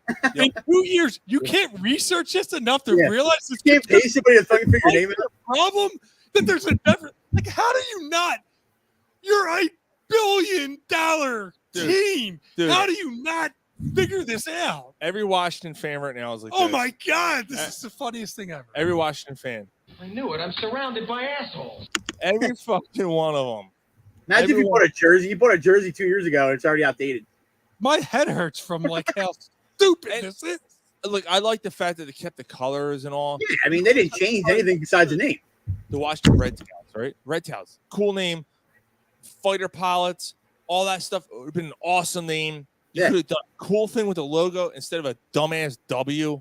Yeah. Like stupid ass W. Like weak ass fucking weak. That's what Yeah, it stands for. Washington Pilots would be that'd be the best. That would be the name I'd go with. Pilots isn't bad either. I mean, Yeah, it's like I like Seattle, that. but still, yeah. So yeah, this is kind of a sad story.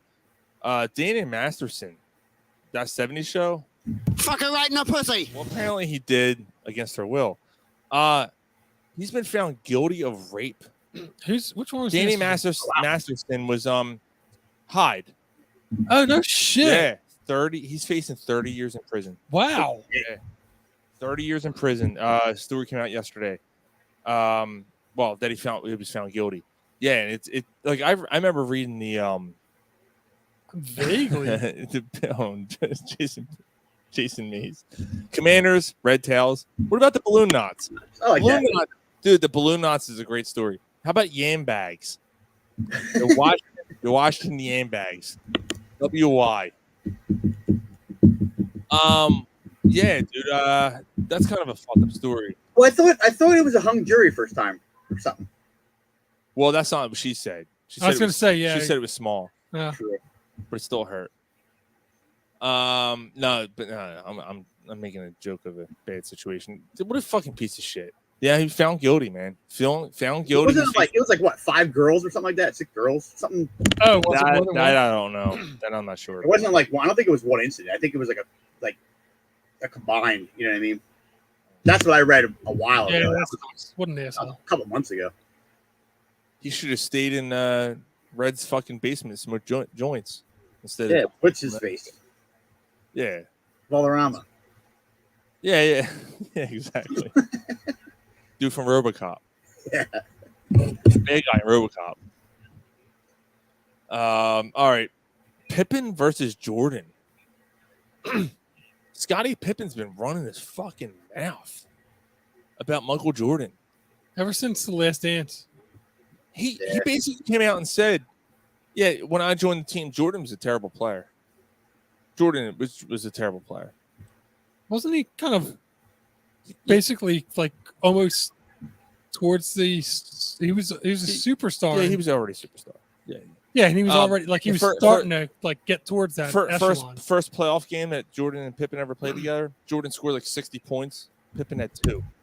All right, but he was a bad player. Jordan's a bad player. Yeah, I don't get Pippen looks like the Redskins logo. He does.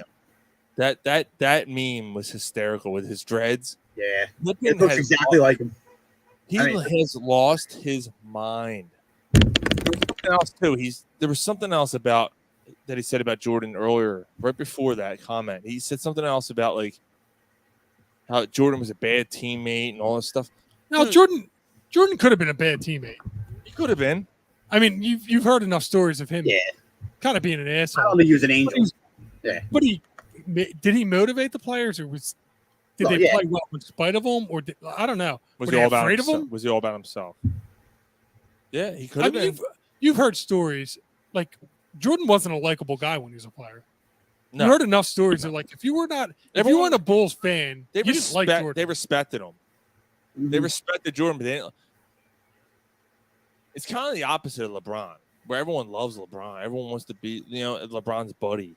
Everyone loves the players. Everyone everyone loves LeBron and all this stuff. They want to be his best bud. Look, Jordan was like, I'm gonna fucking tear your heart out. Yeah. Kobe was like that too, but Kobe had that friendliness about him, but Jordan didn't. Yeah. Jordan's like, nah, I'm gonna mock you.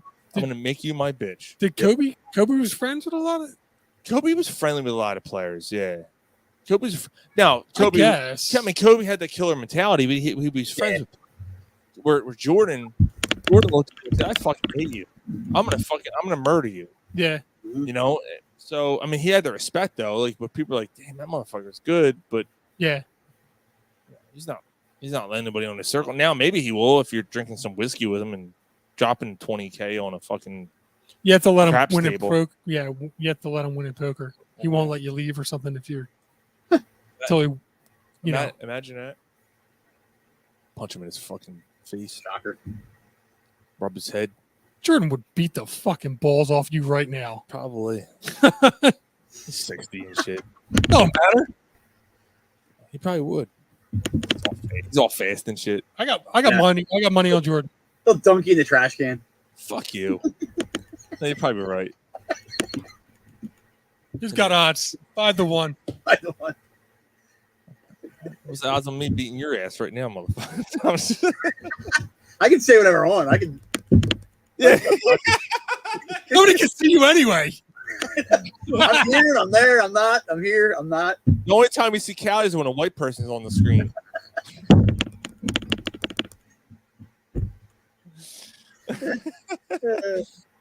Jason said those MJ points were some of the best explained that I've heard in Philadelphia radio or podcast.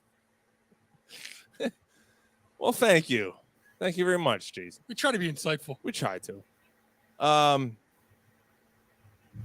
Let's not try to. It's not gonna take too much. All right, so the last story I had on While You Were Drunk, and then we're gonna do a music review and then call the show. Music review is gonna be fun. Okay. And then we're gonna do the music and movies too. Scott Rowland is going on the Phillies Wall of Fame. Deserve it. So I'm gonna say, don't you want people that want to be on the Wall of Fame? I'm just gonna say this: does he want to be on? If he was gonna be on the Wall of Fame, wouldn't he have been on the Wall of Fame before Mike Lieberthal? Yeah. Right. Who came up only right around the same time. Same time, yeah. Maybe 2 years before. They were what, 96? What, 96, and what, Rome was 98? Yeah. Something like that. I don't know. Maybe 98. Yeah, no, 97. 97. How does Bobby Abreu, who's like on the team long after Roland, get on before Roland? I think he was on before Roland, wasn't he? No. Around the same time. Was he? They were around the same time, yeah. Abreu was a trade, too. Abreu wasn't drafted by the Phillies. Right. Rome was drafted by the He was Phillies. drafted by the Astros, I think. Brave. He started out in the Astros. 95 or 96, he was drafted, and he won Rookie of the Year in either 97 or 98. But Halladay got on before him. There's been a few guys that have gotten on the Wall of Fame that have played long after he. They must have reached out. They had to reach out to him. They reached out to him and probably talked to him like, look.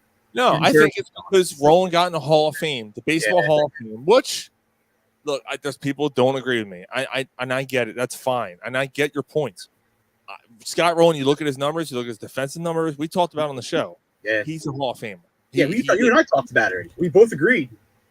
I think he should be in because he was hurt. He was hurt a lot of those years. So his numbers would have been easily enough to get in the Hall of Fame without a question.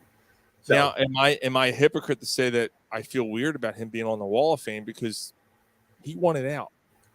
Yeah, not only see, and I remember you talking about this, and us going, and it just dawned on me a couple days ago. You're like, it's not his fault that he won it out. This and that, the team, blah blah blah blah. Right. I still believe that. But Roland is the one that after he left, went to St. Louis and called it baseball heaven, which was a direct shot against Philadelphia. He's a Midwest boy, though. Yeah, I mean, he wanted to be there. That was his. He came to a crowded city he wasn't used to. Look, I don't know, man. I don't know. I feel like you're making too many excuses for him. Maybe he is a jerk off. Maybe, but he's from Idaho, something like that. I know he's from the mid-state or you tapping, brother. Cal, you tapping? Oh my bad. it's loud, dude. Sorry. Yeah, it's loud. Was he from Iowa? Yeah, I don't think he's from Idaho, but he's from somewhere in that area. He's somewhere like some cornbread, fucking whatever. Yeah. Dude, he came to a crowded ass. I know, Mike. I know. I hear you, and you're right. I don't think he wants to be on the Wall of Fame, but that's why he's not even going to show the fuck up. He's for coming it. in September for it. He'll be a date. Like what he'll was be it? there. He'll get a standing ovation. People. The other two people are dead, so it doesn't matter. The other two he'll get some booze, but I seriously think that it's been a long time. How many? Well, there was a Carpenter who should be on the team or should be on the wall because he's a big owner of the team. Yeah. Why are they doing it? Like, shouldn't they be doing one a year? Shouldn't it be a little bit more prestigious? Yeah, this isn't the fucking Hall of Fame. Yeah, they do it. I mean, every year it's another guy gets on that's like really like Well, that's my point. Like, if you're putting 3 on a year, for Christ's sake. I mean, at some point, I'm going to be on there. Yeah, I don't. Yeah, you got to stop, man. Yeah, one a year is fine. Even one every other year. How much room is there on that wall? I mean, he is the second. I gotta tell you, he is the second best third baseman they've ever easily, dude. He was, his glove was ridiculous. He was fucking sick. He was. I loved watching. I went to a game to watch. I couldn't take my eyes off of him on third base. Yep. He was the quintessential third baseman. Like he was the guy to watch playing that position. Yeah, he had everything. He could hit too. I mean, obviously. Like people made errors on routine plays he made. Yep. And I'm gonna stop. I'll stop there. I'll stop sucking his dick there. But does he want to go on the Wall of Fame? No, he doesn't care about Philadelphia. He doesn't. I know. I get it. He doesn't care about. So why would you want somebody? Why would you want to celebrate and recognize somebody that doesn't want to be appreciated by the team? Well, let's not start sucking each other's dicks quite yet. That's me with Roland. All right. Sorry. But and I get it. And you've always said if he doesn't want us, why should we want him? Fuck him. This goes down to fuck him. I mean, he was the best third baseman. I want his family.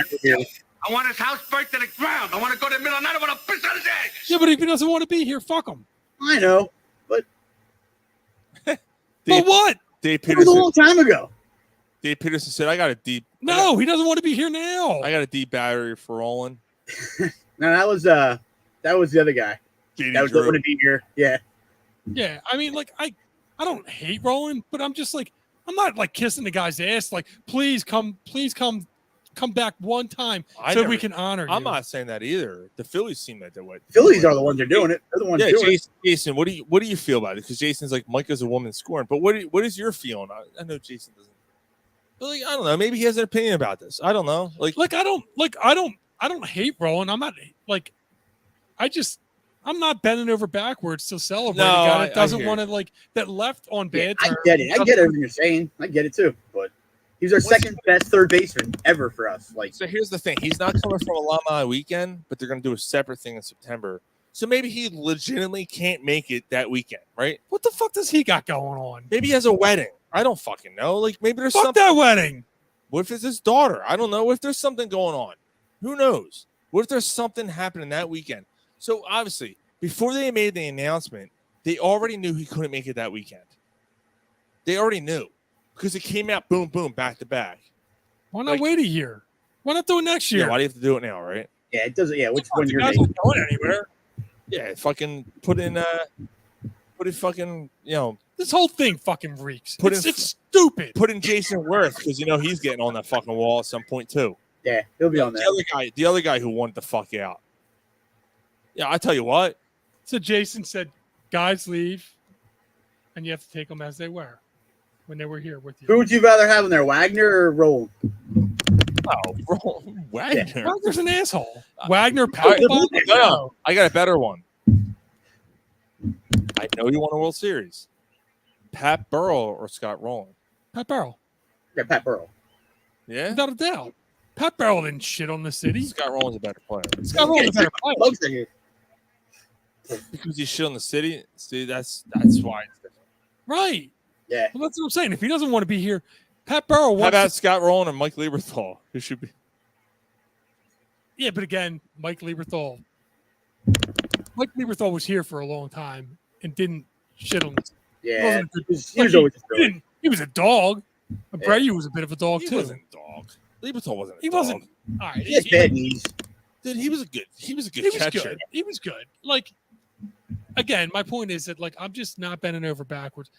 You got to want to play. You got to want to be here. Peterson had the bat too. Maybe it was a bad example. Yeah. How about Jason Worth or Scott Rowland? You're thinking about it. Get the fuck out of here thinking about that. No, it's got to be Rowland. Yeah, Rowland. Rowland played here a lot longer. Although Peterson said Levy over Rowland. Peterson just hates Rowland. Apparently, so does Mike. No, yeah. No, I think Worth at least left for a big contract. Yeah, he left for the money. Forced his way out. But still, I would put Roland on before Worth. Are you gonna get tickets for that game, Mike? I ain't fucking drinking it. 10%. 10%. Oh shit. What's this one? What was that? I don't know, a fucking triple IPA or some shit. Wrench. Damn. I'm drinking another double. All right, this might be it for me tonight. Come on, Peterson. Worth. He says Worth. Jesus Christ. Dude, he hates fucking Roland. You know what? That's you know what? worse than me. You hate someone, I respect that. All right? I hate a lot of people. No, I don't hate a lot of people. I hate a couple people. But you obviously have a lot of people for a lot of hate for Roland. That's cool. All right. Anyway, moving on. Moving on up. Which is a music in a TV show, but we're not doing it. Oh, We're it doing is. music It is. in movies. All right, so I don't have a music review thing, so we're just gonna play this because I have nothing else to play in its place. Where is it at? Here it is, movie review. This is Corner Pub Sports Movie Review. Music. Gary, stay drunk or fuck you. Music review. All right, so there was 3 albums that came out today. Rock albums. You know, we're the 3 of us are rock fans, and so Foo Fighters' new album, But Here We Are, came out. Rival Sons' Dark Fighter came out today, and Avenged Sevenfold. I forget the fucking name of that album. You know what? I'm gonna start off with that one. Avenged Sevenfold's album might be one of the worst albums I've ever heard in my life. It's they're experimenting with shit. Like Avenged Sevenfold to me was always a band that was hit or miss, but this is like a complete fucking miss. It's hold on, Dave Peterson. Let me put it this way: if Roland was dying of thirst and I had a beer, but I would pour it out on the ground and watch that motherfucker burn. He said if Scott Rowland was on fire, I wouldn't piss on him and put it out. Oh my god. I'll smack you in the mouth. I'm Neil Diamond. That's pretty much what he's saying. So the something Life Is But a Dream is the name of that album by Avenged Sevenfold. I have never heard a pile of dreck that what that album is. And you're a fan of Avenged I Sevenfold. liked them. Yeah. I'm not a huge fan. I liked them.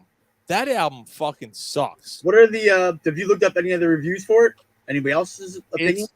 It's so the This is probably the one that's going to win a fucking Grammy. right. Yeah, right? Yeah, I was just yeah. like, album of the year. Oh, they went so out of the box. I'm going to tell you I'm right gonna now. tell So the opening song starts, and I'm like, okay, this is kind of weird. And then it kicks up. I'm like, all right. And then the second song starts. I'm like, all right, this is cool. And then it drops off, and they start doing this weird thing again. By song 4, I noticed the pattern. By halfway through, I'm like, this is fucking horrible. Ask Ryan. So I asked Ryan. I said to Ryan, I said, yeah, it's different. And this is like by song 3. I'm like, it's different. I kind of like it because they're kind of doing something different. By song 6, I'm like, oh, this is fucking horrible. And then I haven't gotten all the way through. I'm about 3/4 of the way through. It might be one of the worst albums I've ever heard. I don't know what the fuck drugs they're on, what they're doing. It's horrible. Horrible, horrible. For a band, it's apparently like the next great metal band. They were going to be the next big metal band behind Metallica and all this stuff that all these people put on their plate for Avenged Sevenfold.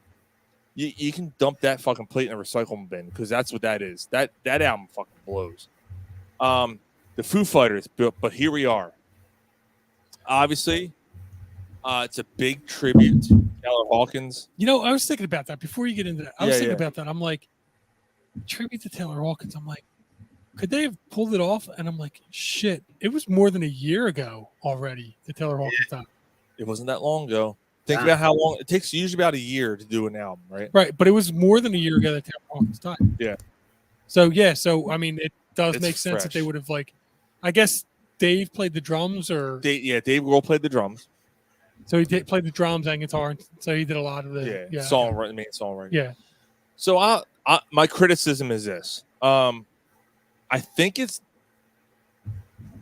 don't know if it's Dave Grohl's drum sound or if it's the mix, but I figured it out. It's his hi-hat sound that throws things off. It makes it distracts. Like his hi-hat, this tone, it's very noisy and trebly. It's a tangy sound.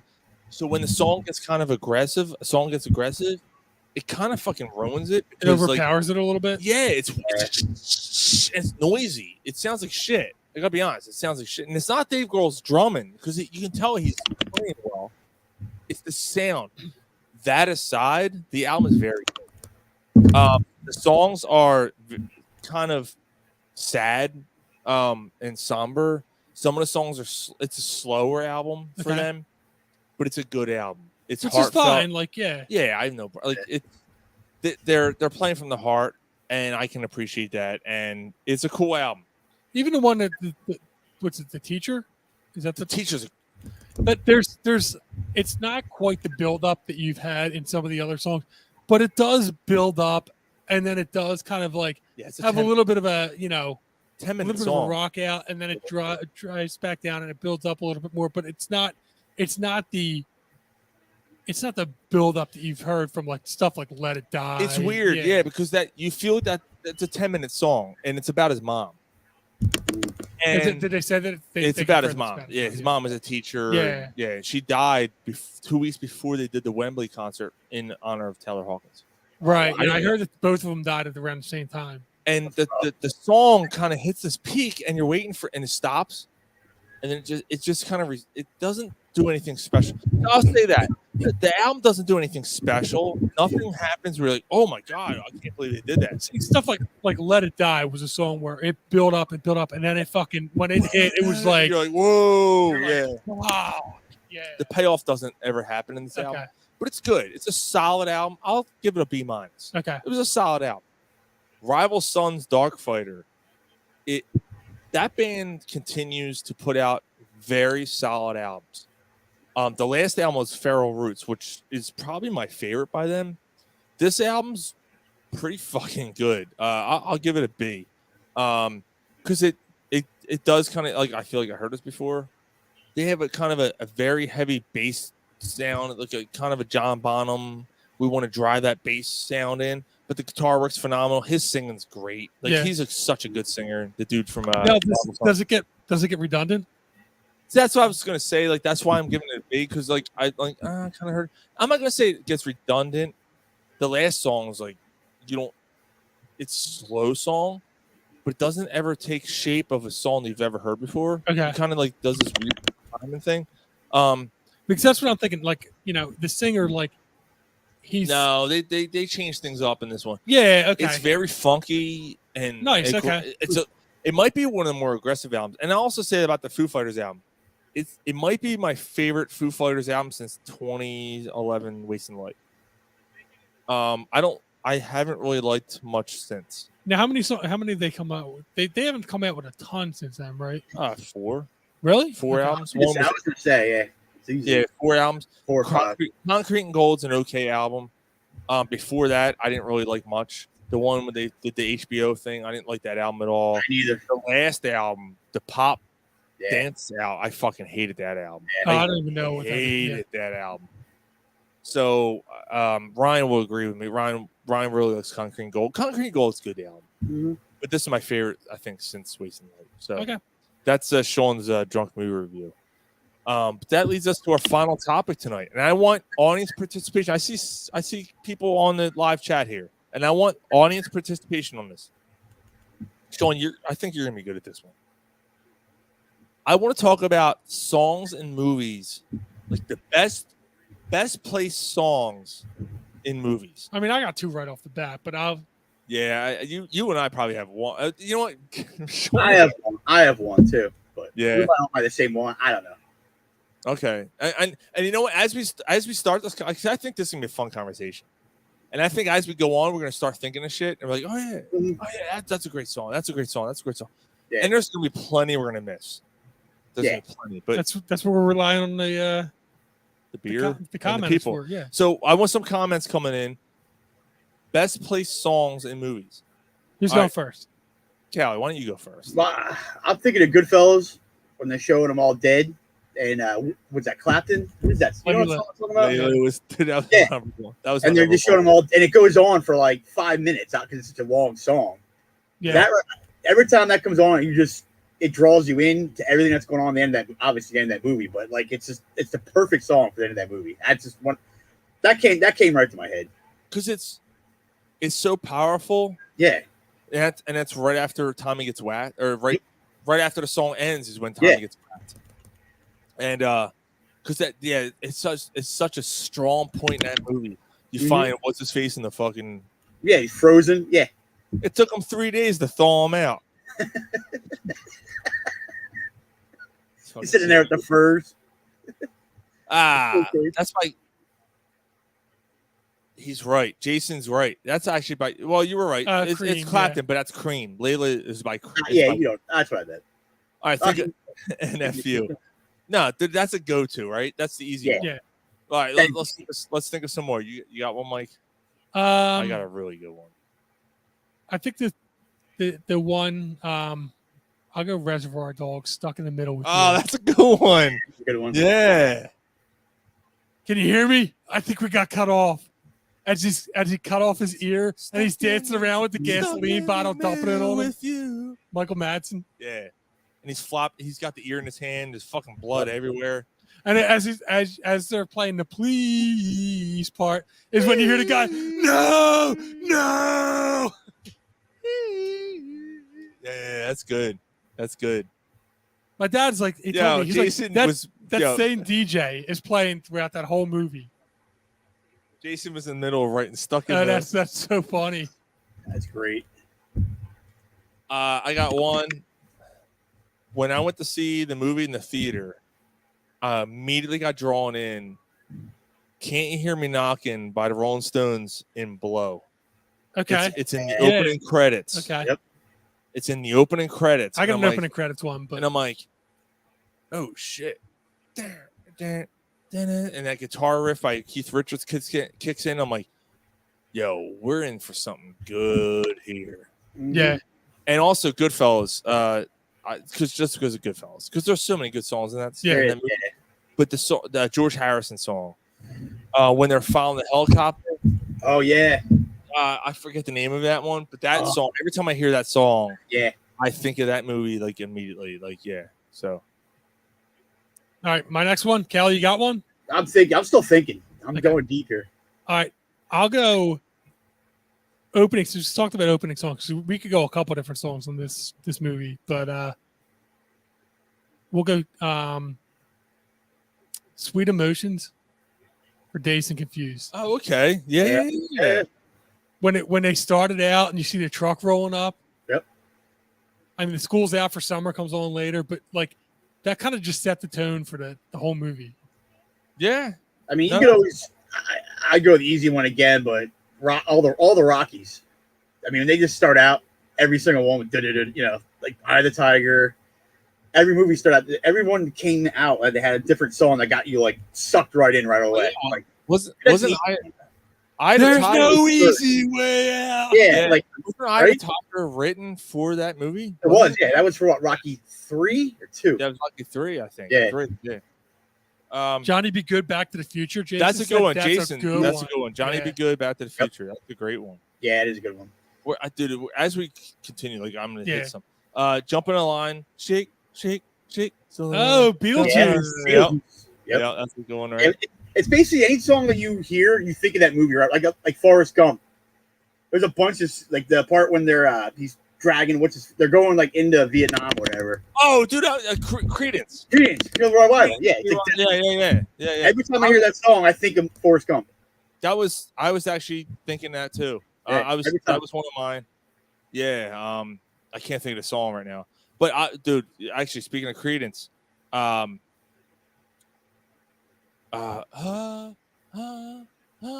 condition was in Big Lebowski. Yep. There's a lot of songs on the Big Lebowski that just hit. Sweet Hotel California in Big Lebowski, the Spanish version of it. Oh yeah, yeah. When they're going to fucking, when he goes, Jesus, that's my name, and I'll fucking forget. And they're playing a fucking Hotel California. He's a pederast, dude. A pederast. I'm not kidding, dude. He had to go to people's doorbell. It's like, I got one for you. Ready? How about Mockingbird from Dumb and Dumber? Bird. See. Yeah. Jason, Unchained Melody from Top Gun. All right. Yeah. That was also in Ghost too, right? I think you're correct. I think you're correct. There was actually one in. I'm trying to think of the name of this. I got it. How do I live without you? I want to know. I'm giving you a song. I'm giving you a scene where they meet back together at the end of the movie. And all I'm going to say is he was a Marine. And they finally get to meet back together after a long adventure at the end of the movie. And it's the song they dance to at the beginning of the movie where something happens which forces him to go away. I can't think. Con Air. Oh yeah. It's so cheesy. I got a couple So that are just coming to me now. cheesy. I really had to think back to that one. Yeah. How about Jamiroquai, Napoleon Dynamite, when he does the dance at the end? Yep. I've never seen Napoleon Dynamite. What? Huh? Refuse to see it. Refuse to see it. Why? Wow. That's mind blowing. I actually just rewatched it like last weekend. That's one of my all-time favorites. I mean, It's a good movie, dude. It is. It's so. You know what? I hate the dry humor. Really? Do you not? No, like the come on. No, I don't. Uncle Rico. He's dude. Uncle Rico. Dude, you actually it's dry, but it's not like because it's obscure, but it's not. Yeah. The uncle, Like his brother. His brother. It's like, I don't know. Yeah, the brother meets a black girl online, and all of a sudden Lakeisha.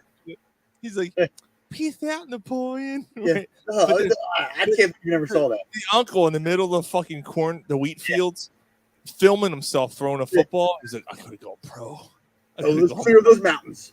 He's like, he's sitting on the small ass couch and he goes, check this out. Well, he throws the ball and he knocks the boy down off the bike. He's touching his leg. He's like, watch this part. Oh, sorry. Oh, there's so many parts of that movie. The subtle humor in that movie is fucking phenomenal. Yeah. You know what? It's a shame I can't. His character kind of annoys me. It's the other characters in the movie. Exactly. Yeah. Yeah. What?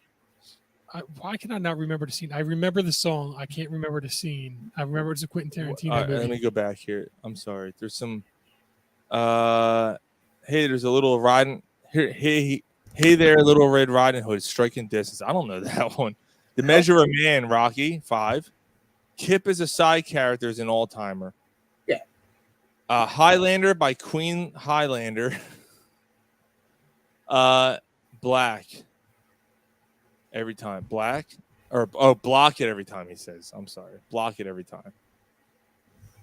Wait, is Jason talking about Napoleon Dynamite? Block it every time?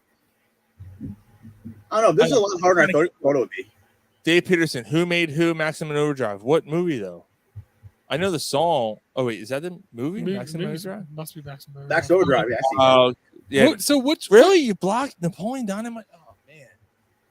Oh, man. Damn. Girl, You'll Be a Woman Soon. Quentin Tarantino. Oh, Pulp Fiction. Pulp Fiction. Yeah. Was that That's wasn't the scene where she ODs. Yeah. okay? Yep. Yeah, And then there's a scene where they're dancing together. that's a some 50 song. I don't know. That's Oh yeah, okay. But girl, and she goes, and then she sits back on the couch and goes in his coat pocket and goes, hello. Yeah. And he's in the bathroom going, you gonna go home? You're gonna jerk off? You're gonna call it a night. And then meanwhile, he finds her going face down. Tiny Dancer. Ah, Yes, Almost Famous. That's a good great one. Hold me closer, Tony Danza. That is a really good one. Kate Hudson, dude. Yeah. Her and her pancake. I mean, titties. Yeah, Walk the Line. Johnny Depp. Walk the Line. There, Up Where We Belong, ending at the ending of Officer and Gentleman. Dude, that's a good movie. And that is a good movie. Very underrated. I'm gonna go since I'm gonna play that song in a second. Up Where We since Belong. Maze, said gay references all along. I don't know if this qualifies, but you're gonna talk about It's Raining Men by and fucking what's that movie? No. I don't know what the fuck you're talking about. I Will Always Love You, The Bodyguard. Oh yeah. Dude, are you kidding me? That's iconic. It's one of the greatest songs ever. Yeah. How about Under the Sea? Well, I mean, you're going Disney. Christ. So Up Where We Belong, Officer and Gentleman, is fucking That's by Joe Cocker. That's Joe Cocker, yeah. Good job. Yeah, Tiny Dancer's a great one. How about Bat Dance by Prince and Batman? Yeah. That's fucking Bat Dance. That's fucking terrible. That soundtrack is fucking horrendous. Hold Me, Thrill Me, Kiss Me, Kill Me. U2's Actually, Batman. that's a good one, but Yeah. that wasn't in the movie. That was in the credits, though. I think this is the same girl that sings "Time of My Life" by and "Dirty Dancing." Same girl. Well, there you go. Time of Time of My Life. Yeah. I thought it Or was she's like the wind. Oh, that wasn't Jennifer Grey singing that? Nah. How about Don't Fear the Reaper? Halloween. Good one. And it's in, I was trying to think of some horror movies that had some Scream. It is, dude. The scene where they're driving. Don't Fear the Reaper's playing when they show like the villains. Yeah. And in Halloween. Oh yeah, that's Joe Cocker. I thought that was Michael Bolton singing this fucking song. Now you hear the raspy voice. Whoa, what'd you do if I sang? Well, I already am. Dave, that's cheating. The Wall by Pink Floyd. The Wall. That's their fucking. The Wall. Oh, well, Jason said. Well, we can also say "Kissed by a Rose" by Seal. Yeah. I hate that song. True. Really? Yeah, I hate that. I like song. that one. I should really like that song. I absolutely despise that song. That's one of those. If I hear it on the radio, it's off immediately. But it's Oh, really? Yeah, I love Yeah. that. I never liked it. doing the credits. It's doing the. So we're talking about movies. Oh, so Dave said, "Don't Fear the Reaper" is also in Stephen King's The Stand. Well, there you go. I never sat through that 6-hour movie. So, Well, but that's the very ending of Stand By Me. Is it? No. I'm saying that's the song right there. If you hear "Stand By Me" at the very end, it's yeah. he goes over like all all his friends. Jason, your mother loves that song. I don't even know which song we're talking about. It doesn't even matter. He's talking about Joe Cocker. Oh. I don't know. Joke my cocker. Fucking the song. Fuck. Not Tiny Dancer. What's the fucking song we're talking about? Don't Feed the Reaper. They're driving to the warehouse store, and Jamie Lee Curtis and what's her face are smoking a joint, and then they put it out. Yeah. Oh, he stole it. Yeah, I don't know, some rope and stole a mask from the hardware store. I don't know what's going on. You girls go home, okay? Yeah. I love that scene. So, all right. How about speaking of Halloween? Yeah, Jay, you're Mr. right. Snowman. Yep.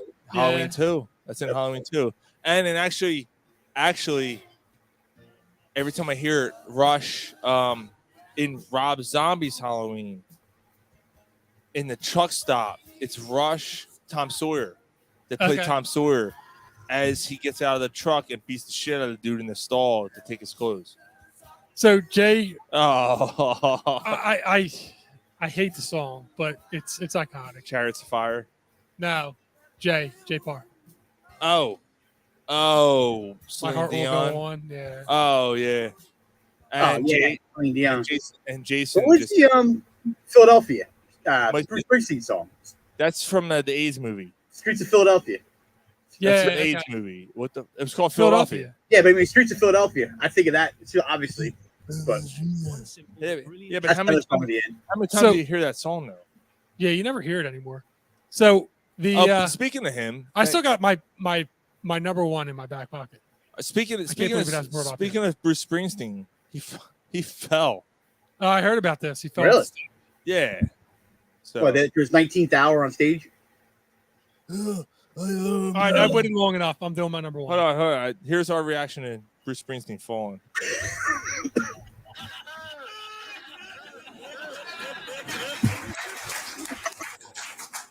Fucking asshole. My number I one, fucking hate him. American Girl, Silence of the Lambs. Oh, that's a good one. Blaze of Glory is good too. Oh, shut up. No, Young Guns. So- American Girl. Young Guns sing too. the song Here's right the- before she gets You're abducted. right. You know what the fucked up part is? I love that song so much, but I seldomly think about that. Oh, really? Yeah, I do. I know because you hear it But so I- often, but I- but like, You know what? And that's the problem, Mike. I don't hear Layla that much. Where it's, I'm like fucking. And again, good. and same thing with Stuck in the Middle with You. Like you hear it Yeah. when you hear it just every enough, time you like hear it, you're yeah. just every time. Damn, that's a problem too. Playback is a problem. Playback's a problem. Yeah. Free Fall by Jerry Maguire. See, I don't remember. No, Free yeah, Fall. that's what he's driving in the car. After he Yeah, signs see, his face. You hear Free Falling all He the time. signs Cushman. So, American Girl, yeah, dude. Like when I played, maybe at the time. Special, yeah. Well, that starts out at Fast Time Ridgemont High too, right? American Girl. At the very beginning of Fast Time Ridgemont High. Actually, that's a good one. Yeah, right. Very beginning. No, Moving in Stereo by the Cars. Fast Time. Oh yeah, Fast Times at the Richmond Phoebe High, which Cates. comes Yeah, out of the pool. Yeah. Yep. Shows her little nipples. And Dave Peterson, Unchained Melody again by Ghost, or in Ghost, not by Ghost. They bang on the pottery. Yeah, she bangs so, a ghost. Yeah. so the best now, if you update that picture, you'll see Dan Aykroyd in the background, Yeah, with the photon gun. ready to fucking zap Patrick Swayze. That's the best. And Demi Moore has balls. Yeah, Demi Moore's fucking hot. My heart will go on. Might be the most profitable of all. I love this. And Jason, this magic moment. Yeah, same from Ghost. Yeah, Okay. that's a good one. Yeah, I didn't realize how many good songs were in that movie. Oh shit. We haven't even talked about the Time of My Life song, or is that Yeah, the? Dirty Dancing. Well, yeah. Yeah. What's the other one? The other one, Hungry Eyes. Mhm. That's from Dirty Dancing. Dirty as well. Dancing. Wow. Okay. She's like Yeah. the wind. Yeah, she's like the wind. Hungry Eyes. That they were all number one hits. Oh wait, what's the Breakfast Club song? Don't forget about me. Yes. Yeah. Who sings that? Is it Tears? Simple Minds. Simple Simple Minds. Mind. Yeah. Simple Minds. Yep. Simple Minds sings "Don't You." Da, da, da, da. What's the other one in Pretty in Pink? Wait, who's this oh no, Jason's right. This magic moment's from The Sandlot. Oh, okay. Yeah, right. she's the lifeguard. Yeah. Right? And he's like, yeah, when Squint, yeah, he just said when Squint Squint kisses Wendy. Yeah, he's right. That's This awesome. magic- Good job, man. That was good. That's why we need audience participation. This is the longest that Jay's ever listened. He's like, this is the best. Jason, you got to friend me on Facebook, by the way. I see your shit pop up. I'm like, oh fuck, I don't know how to do it. I do, but So you're too lazy to, but he's got to do it. Get the yeah, fuck out of he's here. got to do it. I'm the celebrity. He's got to friend me. Oh, Jesus Christ. He said the wife is away. That's why he's on. Wait, Dave Peterson, Pirates of the Caribbean. He is a pirate. I don't fucking know that song. I don't know. I'm gonna look. I think he just made that. Actually, I think he made that up. I think he's making it up. I'm gonna look it up. He is a pirate. He's a pirate by. Yeah, no shit. No shit. I'm gonna look it up. I don't remember that fucking song. If I, Dave, if I look this fucking song up and nothing He's a comes pirate. up, you're in trouble. I need to hear this song. Pirates of the Caribbean. Oh my God, it is. It's a fucking. This is the theme song. Wow. How did I miss that one? I don't know. It's 14 minutes long. The song's 14 minutes long. The Elton John song from Lion King. Oh yeah. That doesn't count. No Disney movie can. That doesn't count. It can't be the theme song. No, it's composed by. So I can the Lion King. I can. Hold on. You know, we're gonna play it in the background. So I can say one of the best themes. That's different. We're That's talking like the about Star Wars and yeah, like I can go that far. You're going Jaws. Danny Elfman's 1989 Batman is one of the best. I love. Yeah. Halloween. Halloween. Yeah, John Carpenter. Yeah. So Friday the 13th. All the list goes on. That's cheating, Dave. That's cheating. Christ, we went down a path. Yeah, and Jason just said, "Does that count?" No, it doesn't count. But I'm playing in the background. Straight out of Compton. Oh, straight out of Compton. Yeah, I thought about that. Oh no, it doesn't count because it was out before the song, or the movie. Well, most of them were out before. All The right, movie, but it was about the movie. Oh yeah, almost all of them were. What's the song? Hold on. In Old School, when Will Ferrell's fixing his car. Oh yeah, and he. Oh. How about Battery in Old School? Master Puppets. No, Master Puppets. Okay, yeah. It's Master Puppets. Yeah, when they're driving the van. Yeah. But what's the one when he's fixing his car? Yeah, I know this. I know the scene. It's Boston. Yeah. It's Boston. It's more than a feeling, not more than a Another feeling. one from Old School. Christ. Dust in the Wind when Blue Oh dies. yeah, there you go. You're my boy, Blue. Every time I hear that, that's what I think of. It's fucking Dave Pearson. Tubular Bells in Halloween. He's naming all the fucking. He's naming all the fucking soundtrack. Oh, Jason just said it. Here again. White Snake. It's White Snake. That's not Boston. Yeah, he's right. Dan, good job. Christ. Yeah, and that wave, by the way, totally improvised. He turned around like. That was when he's like, Frank the Tank will not return. I promise. He's not. And he's like, here, hold this. Hold my beer. I mean, who's revving the engine? Yeah, she's trying to talk to him. Yeah.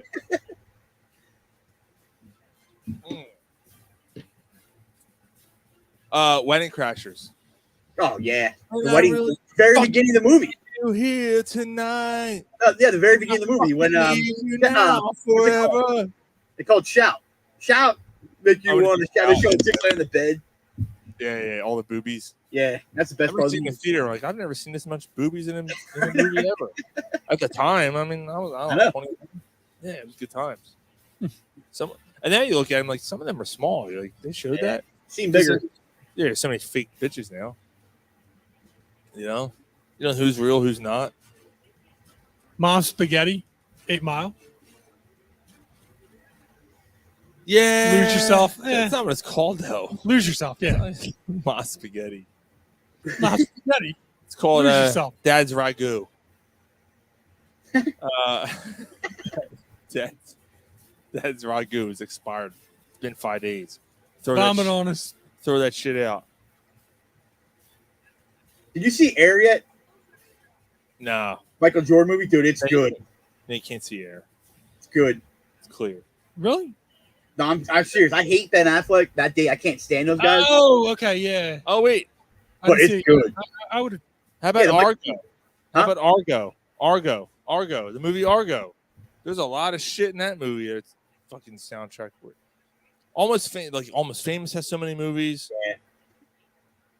Yeah, but Tiny Dancer, I think it's Tiny Dancer is the most popular one. I mean, Forrest Gump had they had two. Yeah, they had a ton. Two CDs for Forrest Gump. I mean, yeah, that shit was loaded with everything. Girl.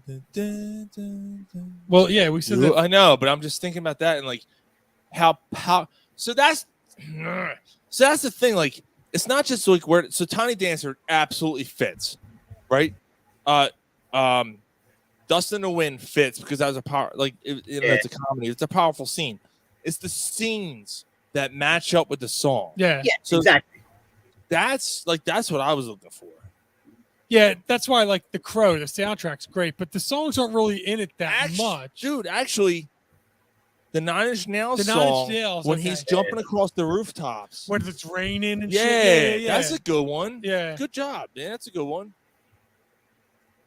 But a lot of them weren't on that.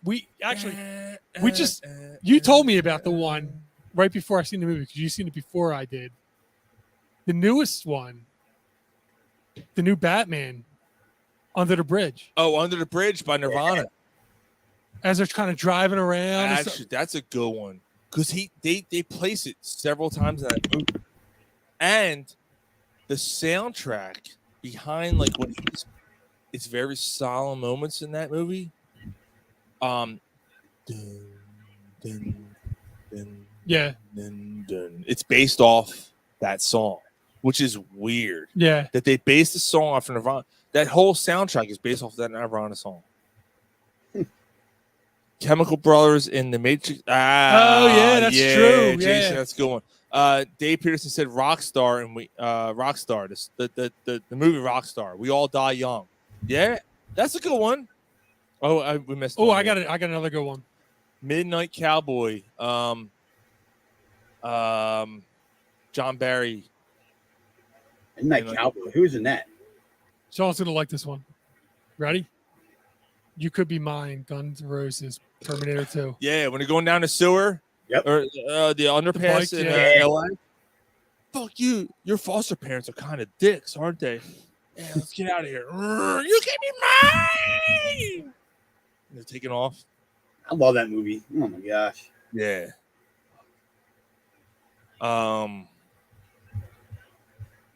Yeah, I'm trying to fuck, man. There's a lot of. Are the Phillies? Did the Phillies lose yet? By the way. Yeah. It's got to be over a long time ago. Yeah. All right. Maybe, I don't know. Yeah, I figured as much. Yeah, I'm trying to think of some other ones. Dude, I'm going blank, and I shouldn't be because this is like up my alley. How about Arabian Nights by Aladdin? Yeah, I thought about that one. Yeah. Yeah. You're on a Disney roll. Prince Ali, only you see. Don't you dare close your eyes. Shit, if you're going to go there. Well, Wait. Oh, dude. Frozen. I swear to God. Oh, I yeah. swear to God. This phone, this iPad is listening. I'm sure it is. Apocalypse Now.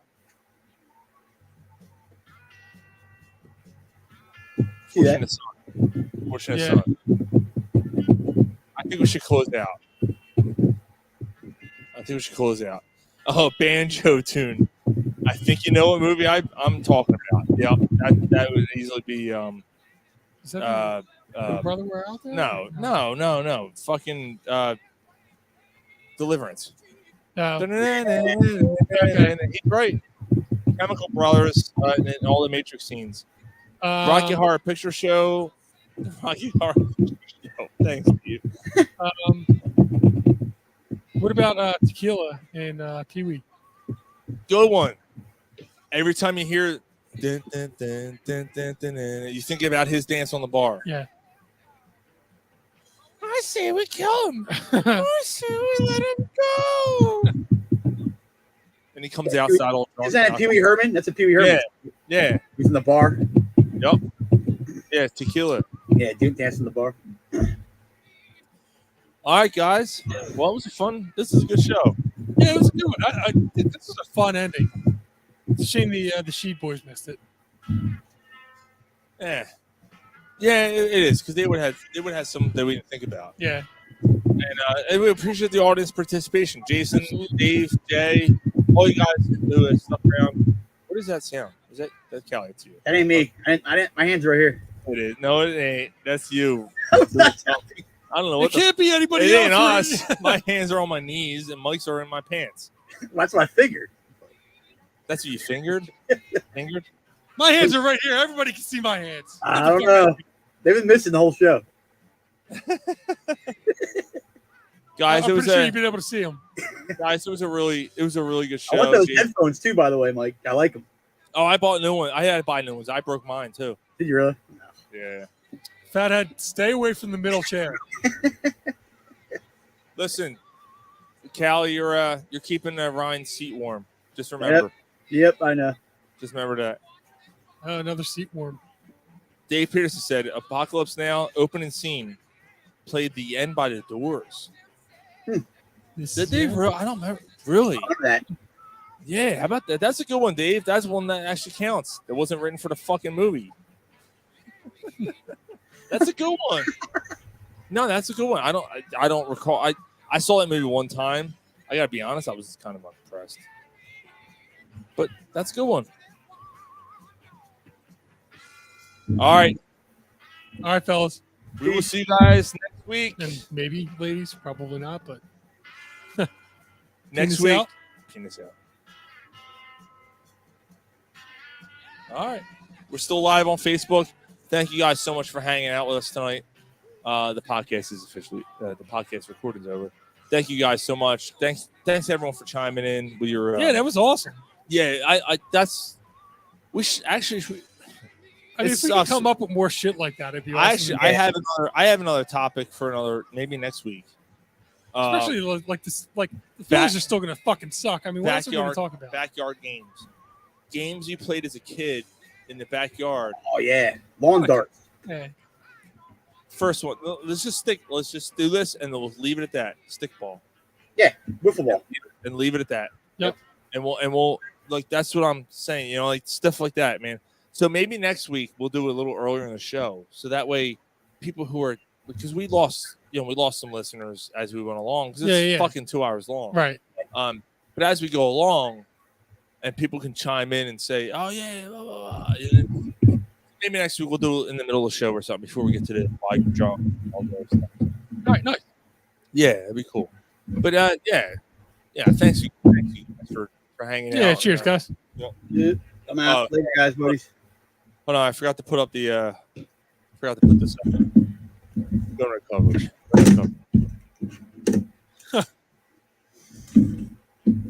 Yeah, so Callie, I think what it was your computer mic because you don't have a headset. It's on my table. Yeah, so it picks up everything. Every time you tap a table, or you. Next time I'm on, I'll put a rag under it, and that'll like drown it out. That might help. Something. Yeah. But every time you make every time you hit your hand, it was like I didn't even hear it. Like I don't hear it on my end. No, really, you don't hear it. No, you won't hit it. Yeah. You won't hit it. It'll be the same if like I was going off the webcam because it picks up everything around you. Like if there was a fucking squirrel in my backyard, it would pick that up. Like, it picks up everything. So every time you like went to move or hit your hand on like bang the table like this, like you can't hear it on me because I don't have the webcam. But like it was like like it would hit you. Are you on like a plastic table or something or? Yeah, it's like a lawn, like those like lawn tables. Like it's like made of glass or for a deck. Oh my god! I already said lawn darts. Yeah, lawn darts is definitely Dave, you got to sit. Oh yeah, we got to do that next week. All right, guys, I'm heading out.